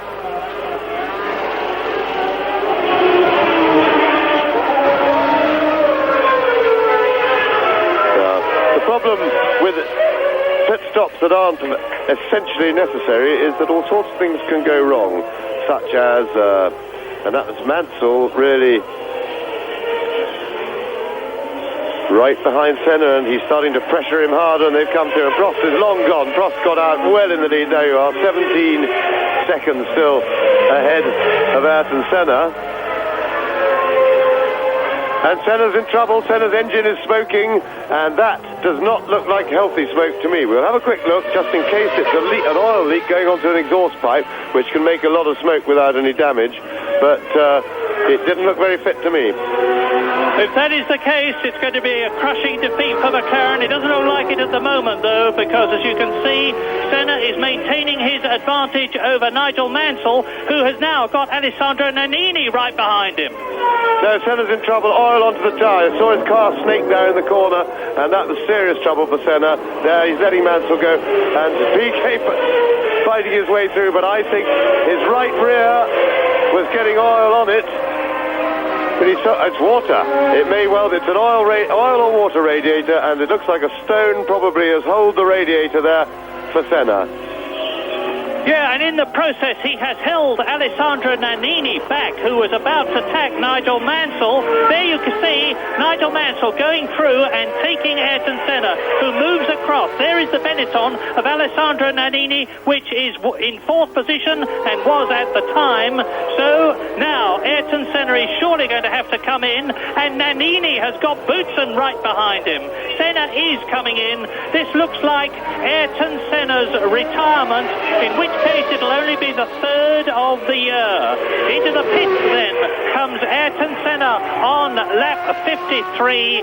Down goes the disc in front of him to tell him to keep the brakes on to stop the wheels turning, and out he goes. Yes, I think he's unaware. I think he thought he got a puncture or something. I think you'll find he's unaware that the reason his car was sliding about all over the place was that what appeared to me to be a holed radiator was leaking either oil or water onto the tyre. So Senna will soon find out again if that is the case, because it'll do it again to him, and he'll get all slippery, slithery once more, and then he'll realise. I would think that his pit will also look at the tyre, realise he hasn't got a puncture, and even if they're not, hopefully somebody will be watching the monitor, because if they were watching their TV monitor, they'd be able to tell him. And into the pits comes Derek Warwick for more tyres. And lap 53, Alain Prost now leads Nigel Mansell by 19 seconds. Nannini 3.5 seconds behind Mansell in third position, but less than a second ahead of Boutsen, who is fourth in the Williams. Fifth is Gerhard Berger.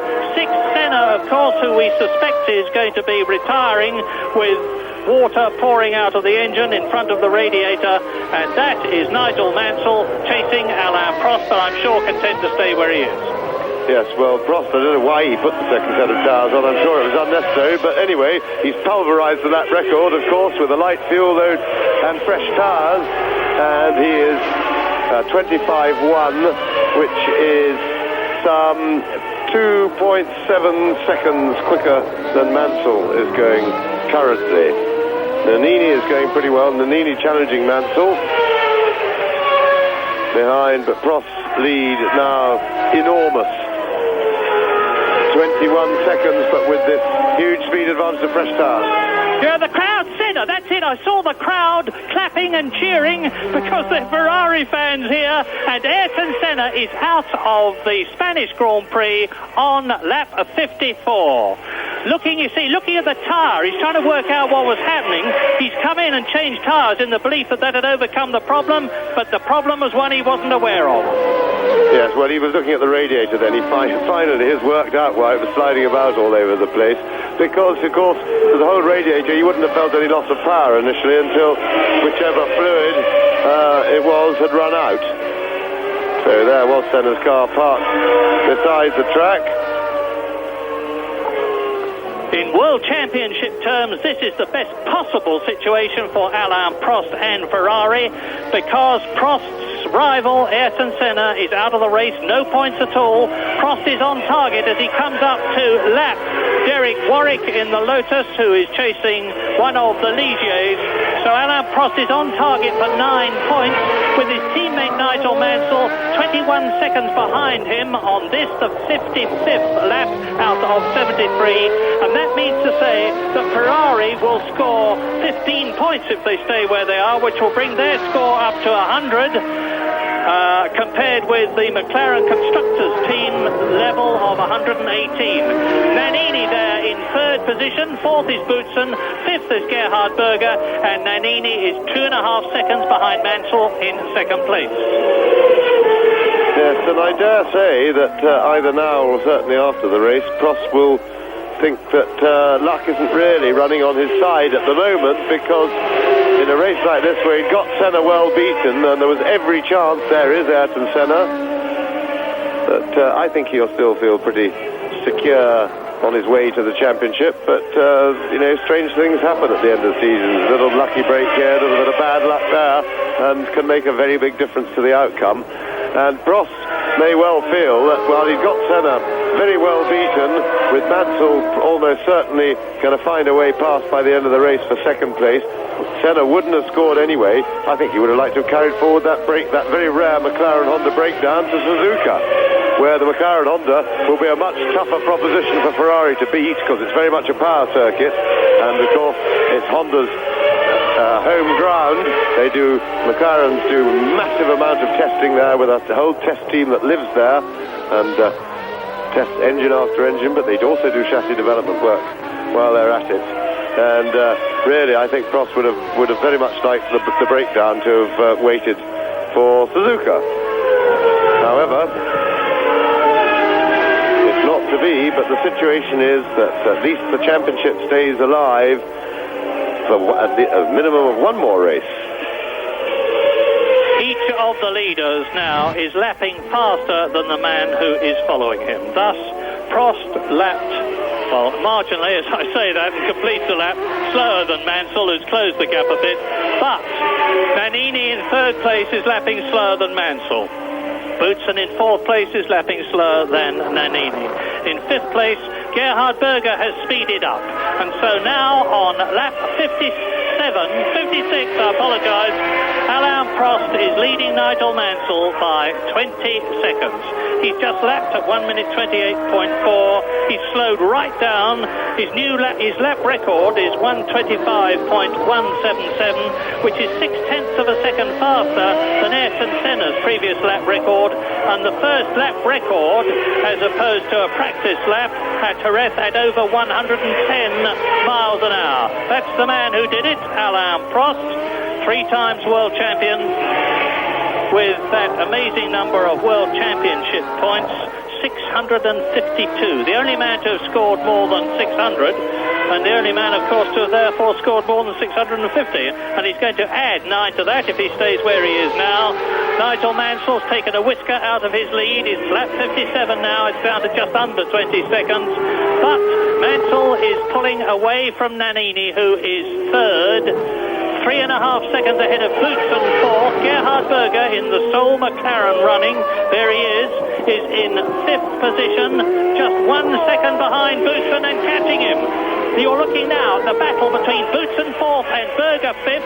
Boutsen in the Williams Renault, the man who is to drive for Ligier next year, and Ayrton Senna walks in with the Grand Prix driver's trademark when he gets out of the cockpit, a water bottle to replace some of the massive amount of lost fluid.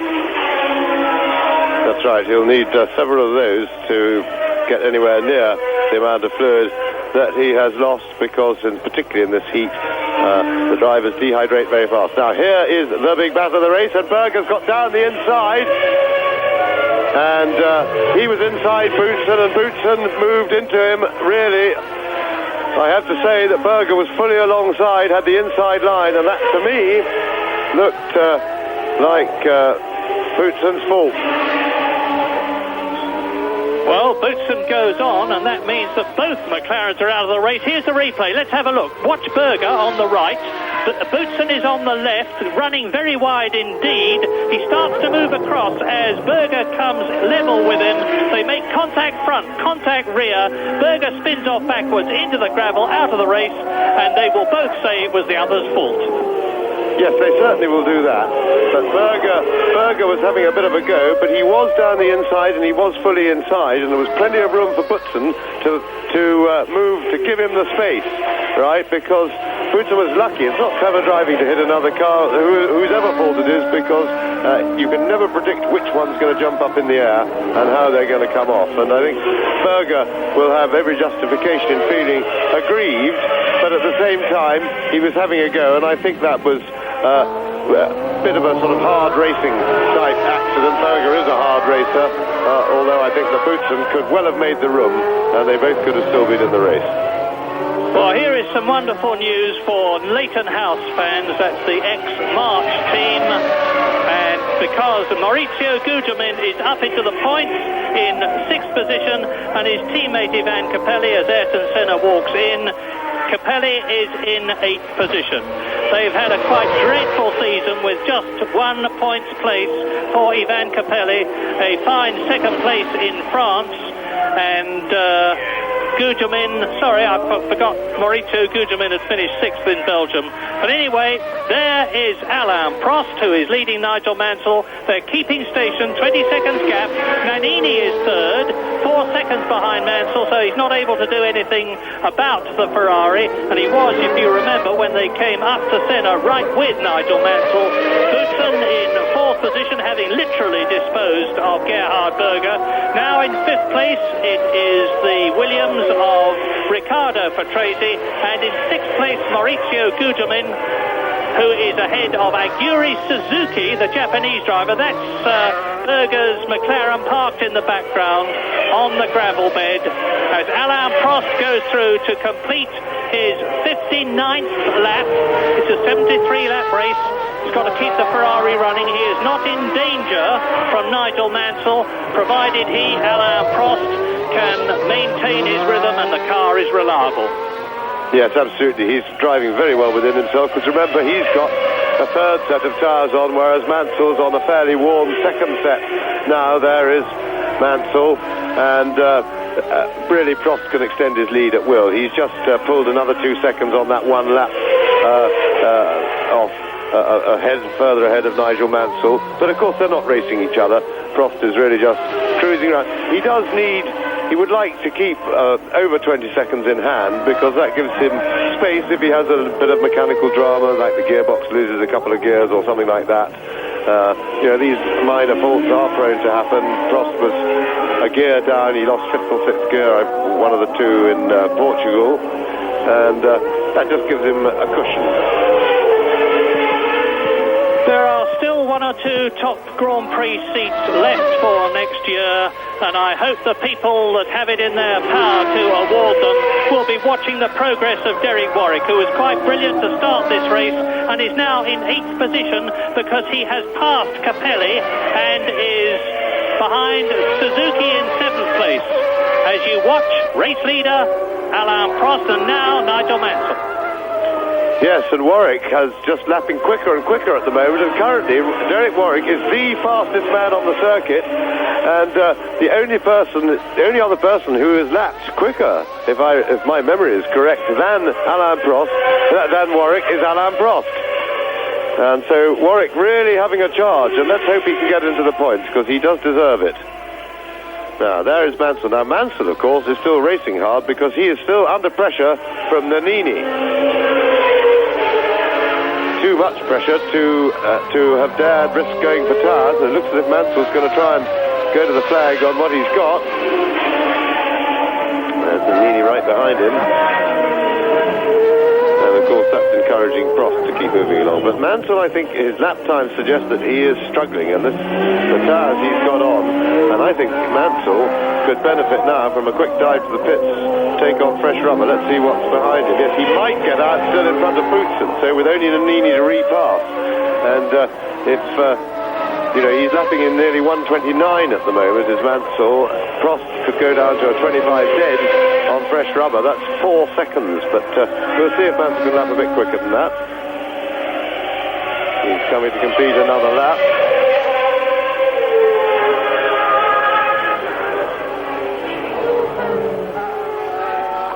Well, with Alain Prost leading, those of you who are statisticians may like to check this statement. Alain Prost can still win the World Championship with a first or a second in the next 2 races if Senna does not better 3rd place. That's something to think about.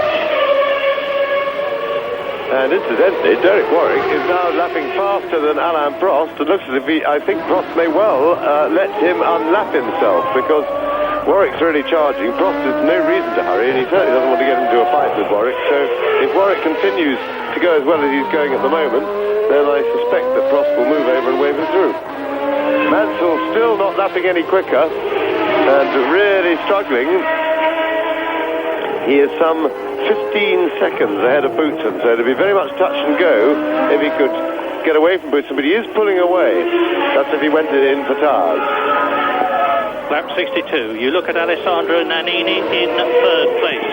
Prost leading by 26 seconds.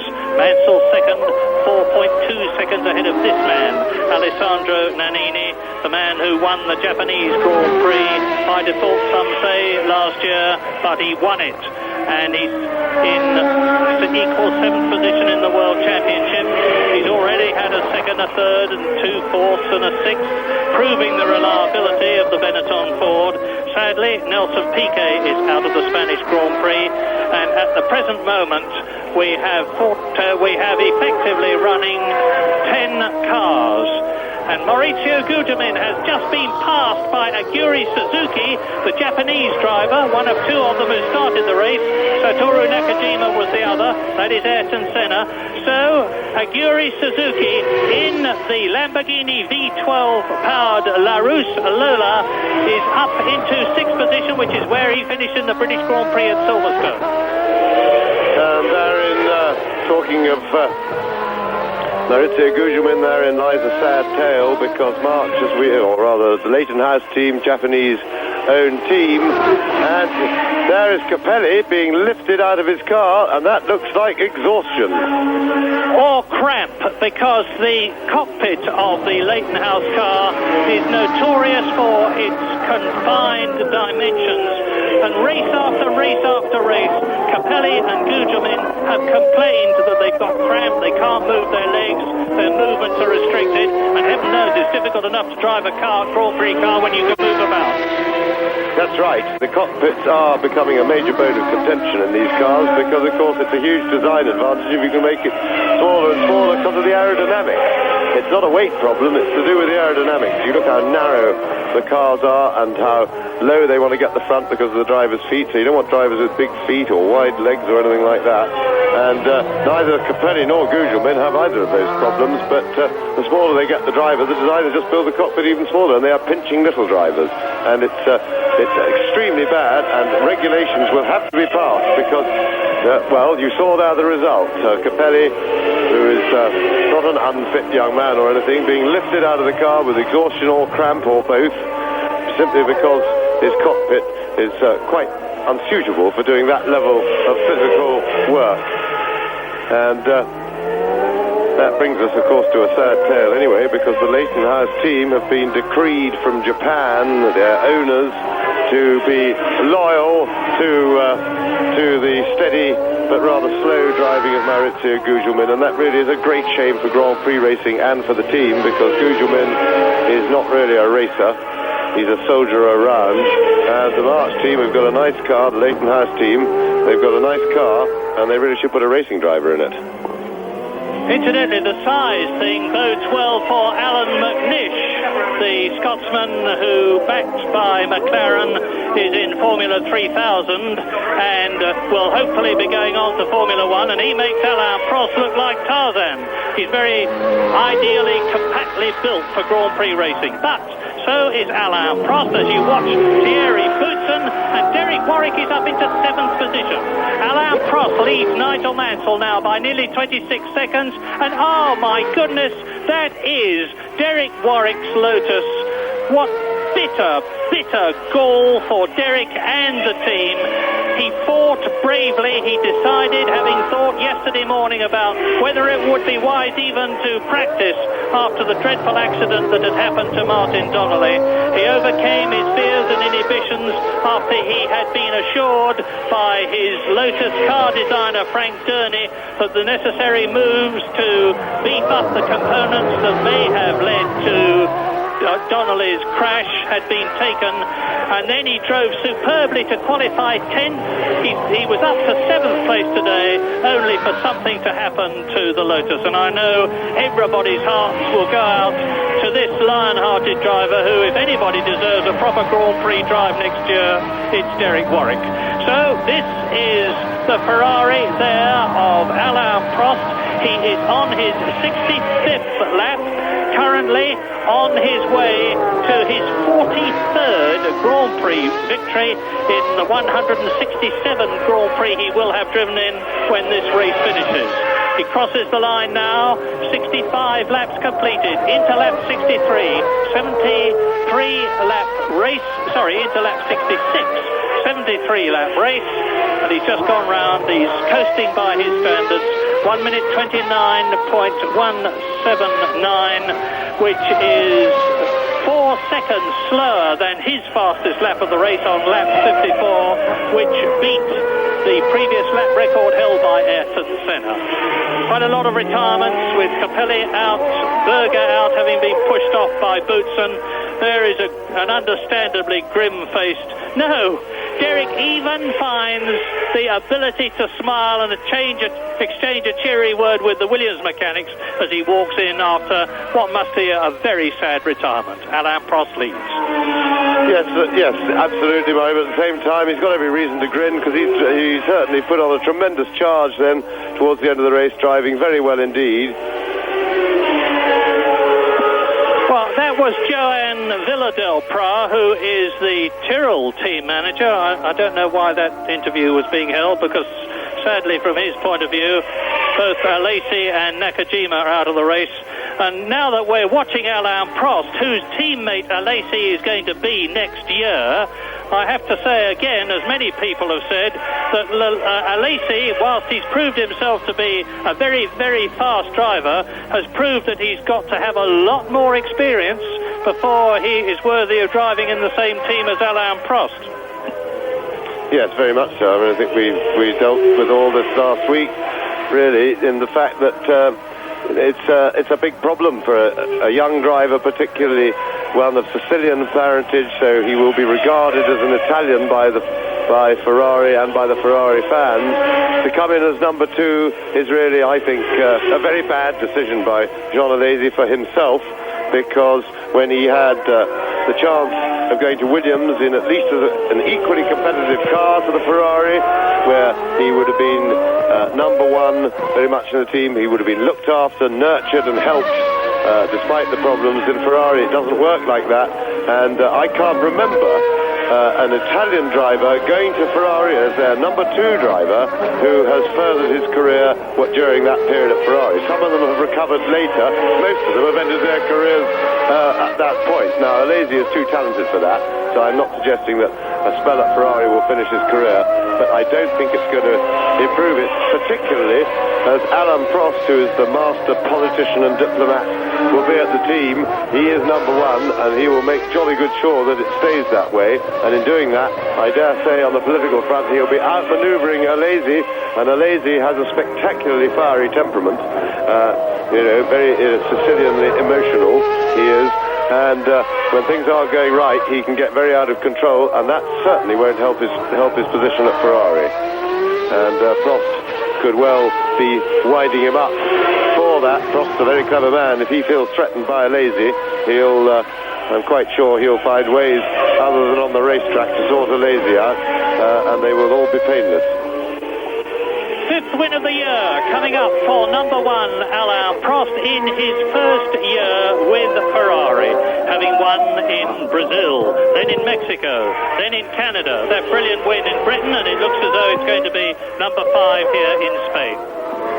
So just really at the end, so to summarise really Alesi's decision, tremendous talent and everything, and of the 3 teams he managed to have contracts with, he quite, in my opinion, picked quite clearly the worst one to go to, and that probably says something about the man's psyche, because he is an emotional chap. Ferrari is an emotive thing, particularly for a Sicilian-born young man, and it already seems to me to have led him into a very silly decision when you consider the choices on offer to him, which were a Tyrrell Honda with Honda power and a Williams Renault with arguably the equal best engine in the business, very fine chassis, experienced team, and really I think even if he didn't like it at Tyrrell, he certainly would have had just a way better chance to do well at Williams than he ever will at Ferrari while Prost is there, and also while the Ferrari management are in the disarray in which they currently are. As a result of the bitter criticism by this man, Alain Prost, who is now on his 69th lap, as I said, on his way to his 5th victory of 1990 and his 44th victory in his incredible career in his 167th Grand Prix. Mansell is not far off 30 seconds now behind Alain Prost in second place, but Ferrari are on their way to a maximum of 15 Constructors' Championship points. Nannini is third, Boutsen is in fourth position, Patrese is fifth, Suzuki is sixth, Gugelmin and Larini are seventh and eighth. Yes, and the interesting thing is that Mansell, Nannini and Boutsen are all really struggling around and sliding about, and Patrese in fifth place, because they didn't come in for a second set of tyres, and I have no doubt whatsoever that they would have had overall faster race times if they'd invested that 20 seconds inclusive of decelerating and accelerating that a pit stop takes in stopping for tyres. Prost has made Prost win very comfortable. The only person who shouldn't be criticised in that decision not to stop is Mansell, because Mansell always had the upper hand there, and I tell you, like, Patrese has stopped twice and he's still struggling, but then he's been out on his third set quite a long time now. But Murray just gave me the nod on that. But really, I think Mansell was okay, because Mansell always had the upper hand on those other drivers, and if he'd gone for a stop and they hadn't, by putting himself behind them, he may well have struggled to get back past. Now, the same could not be said of Nannini and Boutsen. Right, and Boutsen, of course, finally getting his comeuppance, because he's moving to Ligier, and one can't help saying, although not unkindly, they really do deserve each other. Well, Alain Prost deserves the Ferrari that he's got at the moment. It's providing him with a race-winning ride, and to be brutally honest, although he started off in second place on the grid and was fastest by a second in the warm-up this morning, I don't think many people would have forecast a race like this, nor would they have forecast that Ayrton Senna would have a problem. Now, what we don't know is whether it was a stone that came up or something, a bit of debris, and hit the radiator or one of the delivery pipes to cause that water leak, or whether it was a Honda engine problem. It's more than unusual for Honda to have an engine problem, but anyway, the result has been that Ayrton Senna retires and scores no points in Spain, and that's only the third time this season it has happened to him. Alain Prost goes on very much to keep his World Championship hopes alive, because he is on lap 71 now out of 73. He's leading Nigel Mansell by that very comfortable cushion of 28 seconds. And Nannini has dropped back just a little bit from Mansell. He was closing, but they've now sort of settled down. The gap has really varied round about, hasn't really got closer than 3 seconds recently. It's now 5.5. But there's no doubt that second, third and fourth men are all really struggling. They're going very slowly, sliding about a lot. And it's not a wear problem, so I don't expect that we'll get any sudden punctures right at the end, and of course we've only got just over 2 laps to go now. So Alan Prost, for him, what must be almost an annoyingly easy win after once they've got past the first pit stop, and he just managed to stay ahead of Senna as Senna emerged from his tyre stop, who incidentally used absolutely the right tactics. The moment Prost had gone, he went the very next lap, and that was absolutely the right thing to do. If he'd waited any longer, Prost would have had a bigger lead. But once he got over that hump, helped by Mansell, of course, who led him through into the lead at that point and suffered for his selflessness himself, because Senna jumped him, and in a fine piece of driving, and there wasn't a lot Mansell could do. It was only because everybody was so close together. He was doing the right thing for the team, and he was unlucky to get jumped. But he has duly come back all the way to second place, and so all is well. But I'm sure Prost would have preferred the luck element that's taken Senna out in this race to have happened in Suzuka, because I expect he feels very much that Mansell could have taken second from Senna, and third place for Senna would be exactly the same result as the one he's got, because Senna does not add to his score for that, so he might just as well have been running around in third place with a healthy car and saving up the breakdown for Suzuka. I'm sure that's how Prost will see it, and he's worked very hard and not had much reward for his efforts over the last 2 or 3 Grand Prix. And this time he's worked very easy, and he's got 9 points, and I'm sure he'd rather spread it out a bit. Well, Honda will be doing everything they can to ensure that Senna and Berger have a clear, fast and reliable run at their home Japanese Grand Prix, where they haven't always won. And now Alain Prost in the V12 Ferrari crosses the line to complete his 72nd lap here at Jerez on this very demanding 2.6-mile circuit, and he is in a commanding lead with only 2.5 miles now between him and his 5th Grand Prix win of 1990. Yes, and what started as a very hard and competitive race up till about 25 laps when the pit stops arrived, then really when Prost got the upper hand, has been very much all Alain Prost, and a fairly processional race, because although there's been some work behind with Mansell defending second place and Nini attacking a little bit, there hasn't been any really heavy racing, so good first half. But the important thing is that we can go on to Suzuka with the World Championship still alive, and still with some very hard racing to be done, to be fought out between Senna and Prost before the championship is finally settled. And we may still even be able to take it all the way to Adelaide. 2 more Grand Prix to go this season. Suzuka first and Adelaide. The championship could go all the way.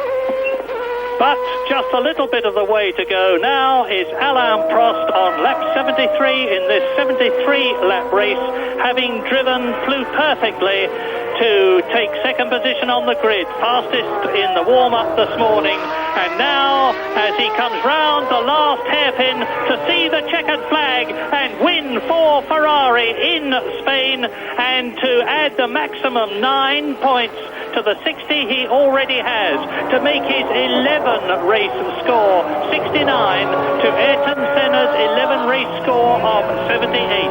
It's still alive, and it's still very exciting indeed, as Nigel Mansell there comes through to make it a first and second, and a maximum 15 points for Ferrari. He won't be at all unhappy with that either. Now we wait with Mansell and Prost second and first home again. There is Alessandro Nannini in third position, and he is going to finish about 11 seconds ahead of the 4th place man Thierry Boutsen, who crosses the line now, and in 5th position will be his teammate Riccardo Patrese, and that is 4th and 5th for Williams, and in 6th place is Suzuki in the Lola Lamborghini. Well, a magnificent win for Alain Prost. There he is, touring home, and he's very happy indeed. The championship is still alive. Yes, the 5th win of the year for Alain Prost, the 3rd retirement of the year for Ayrton Senna. Good second place there for Nigel Mansell, but the championship stays alive. The champagne stays on ice. And in the Championship table itself, well, the mathematics still favour Ayrton Senna, and the simple issue for the next round is that if Senna finishes ahead of Prost, then he's world champion. Now, Japanese Grand Prix next round, that's October the 21st. Disappointment for Derek Warwick today, going out when placed 7th, but good news about his teammate Martin Donnelly, who suffered those horrendous injuries in Friday's crash. He's gradually recovering consciousness. His vital functions, we're told, are still normal. The hospital said today his recovery was continuing normally and the outlook is favourable, and he was possibly going to be flown back to Britain later today. All of a sudden, Prost was back in the frame, just 9 points behind, needing to win the last 2 races. McLaren were back under pressure, but Prost was happy with Ferrari's strategy. We have done a very good team race today. Drivers and the team itself, mechanics, good pit stop. We stopped Nigel at the right moment. Maybe McLaren did not know what to do exactly about the fast stop. And we have planned to stop early if I was second, and everything works very well. And Nigel helped me quite a lot, because when I was just behind him, he let me go, and that helped. My race was much easier like this, and I'm very happy about today. After the problems last week, I think it's a big good change. I think today is for sure very different than last week, but after 1 week, when you win this kind of race and got 9 points, as you said, then I don't want to come back about last week, even if for sure my position should be better. I think I'm very happy to win again today, and very happy about the way we won this race. Except Senna, we were second and third, and we're very happy about the practice, about qualifying. And in the race, we have done a very good race. When I say we, I mean the team, because we have done a very good team race today. But more important for me was the race for Alain today. And after, I think it was the second lap after I'd come out the pits, I could see Alain coming up and catching me a little bit. And I thought, well, what I want him to do is pass me on the straights, so I had to slow up a little bit. And I gave Alain the fast line on the left. And then as I moved over, I didn't see Senna come out of the pits, and he came out of the pits and then jumped straight on the inside as I was turning in. And combined with my problem with the accelerator, we had quite an interesting moment, and there wasn't much room, but we both got round, and from then on Alain drove a fabulous race, and it was a great day for Ferrari. So a superb 44th win here at Jerez for Alain Prost, and an equally fine second place for his supporting Ferrari teammate Nigel Mansell. Sandro Nannini third for Benetton, with the 2 Williams of Thierry Boutsen and Riccardo Patrese fourth and fifth. Aguri Suzuki sixth for Lola, and the fastest lap for the third time this year to Riccardo Patrese. So now, with 11 scores each, Ayrton Senna and Alain Prost lead the championship that one of them must win. But now, with only 9 points between them and 2 races to go. Gerhard Berger third, Nigel Mansell up to fourth. There's still no announcement from Nigel Mansell about his 1991 plans. McLaren's lead in the Constructors' Championship has come down to 18 points over Ferrari, with Williams third and Benetton fourth. And in 3 weeks' time, it's the 15th Grand Prix of the year at Japan, the home of Honda. Is Ayrton Senna going to be able to clinch the championship there? Watch Grand Prix and you'll see.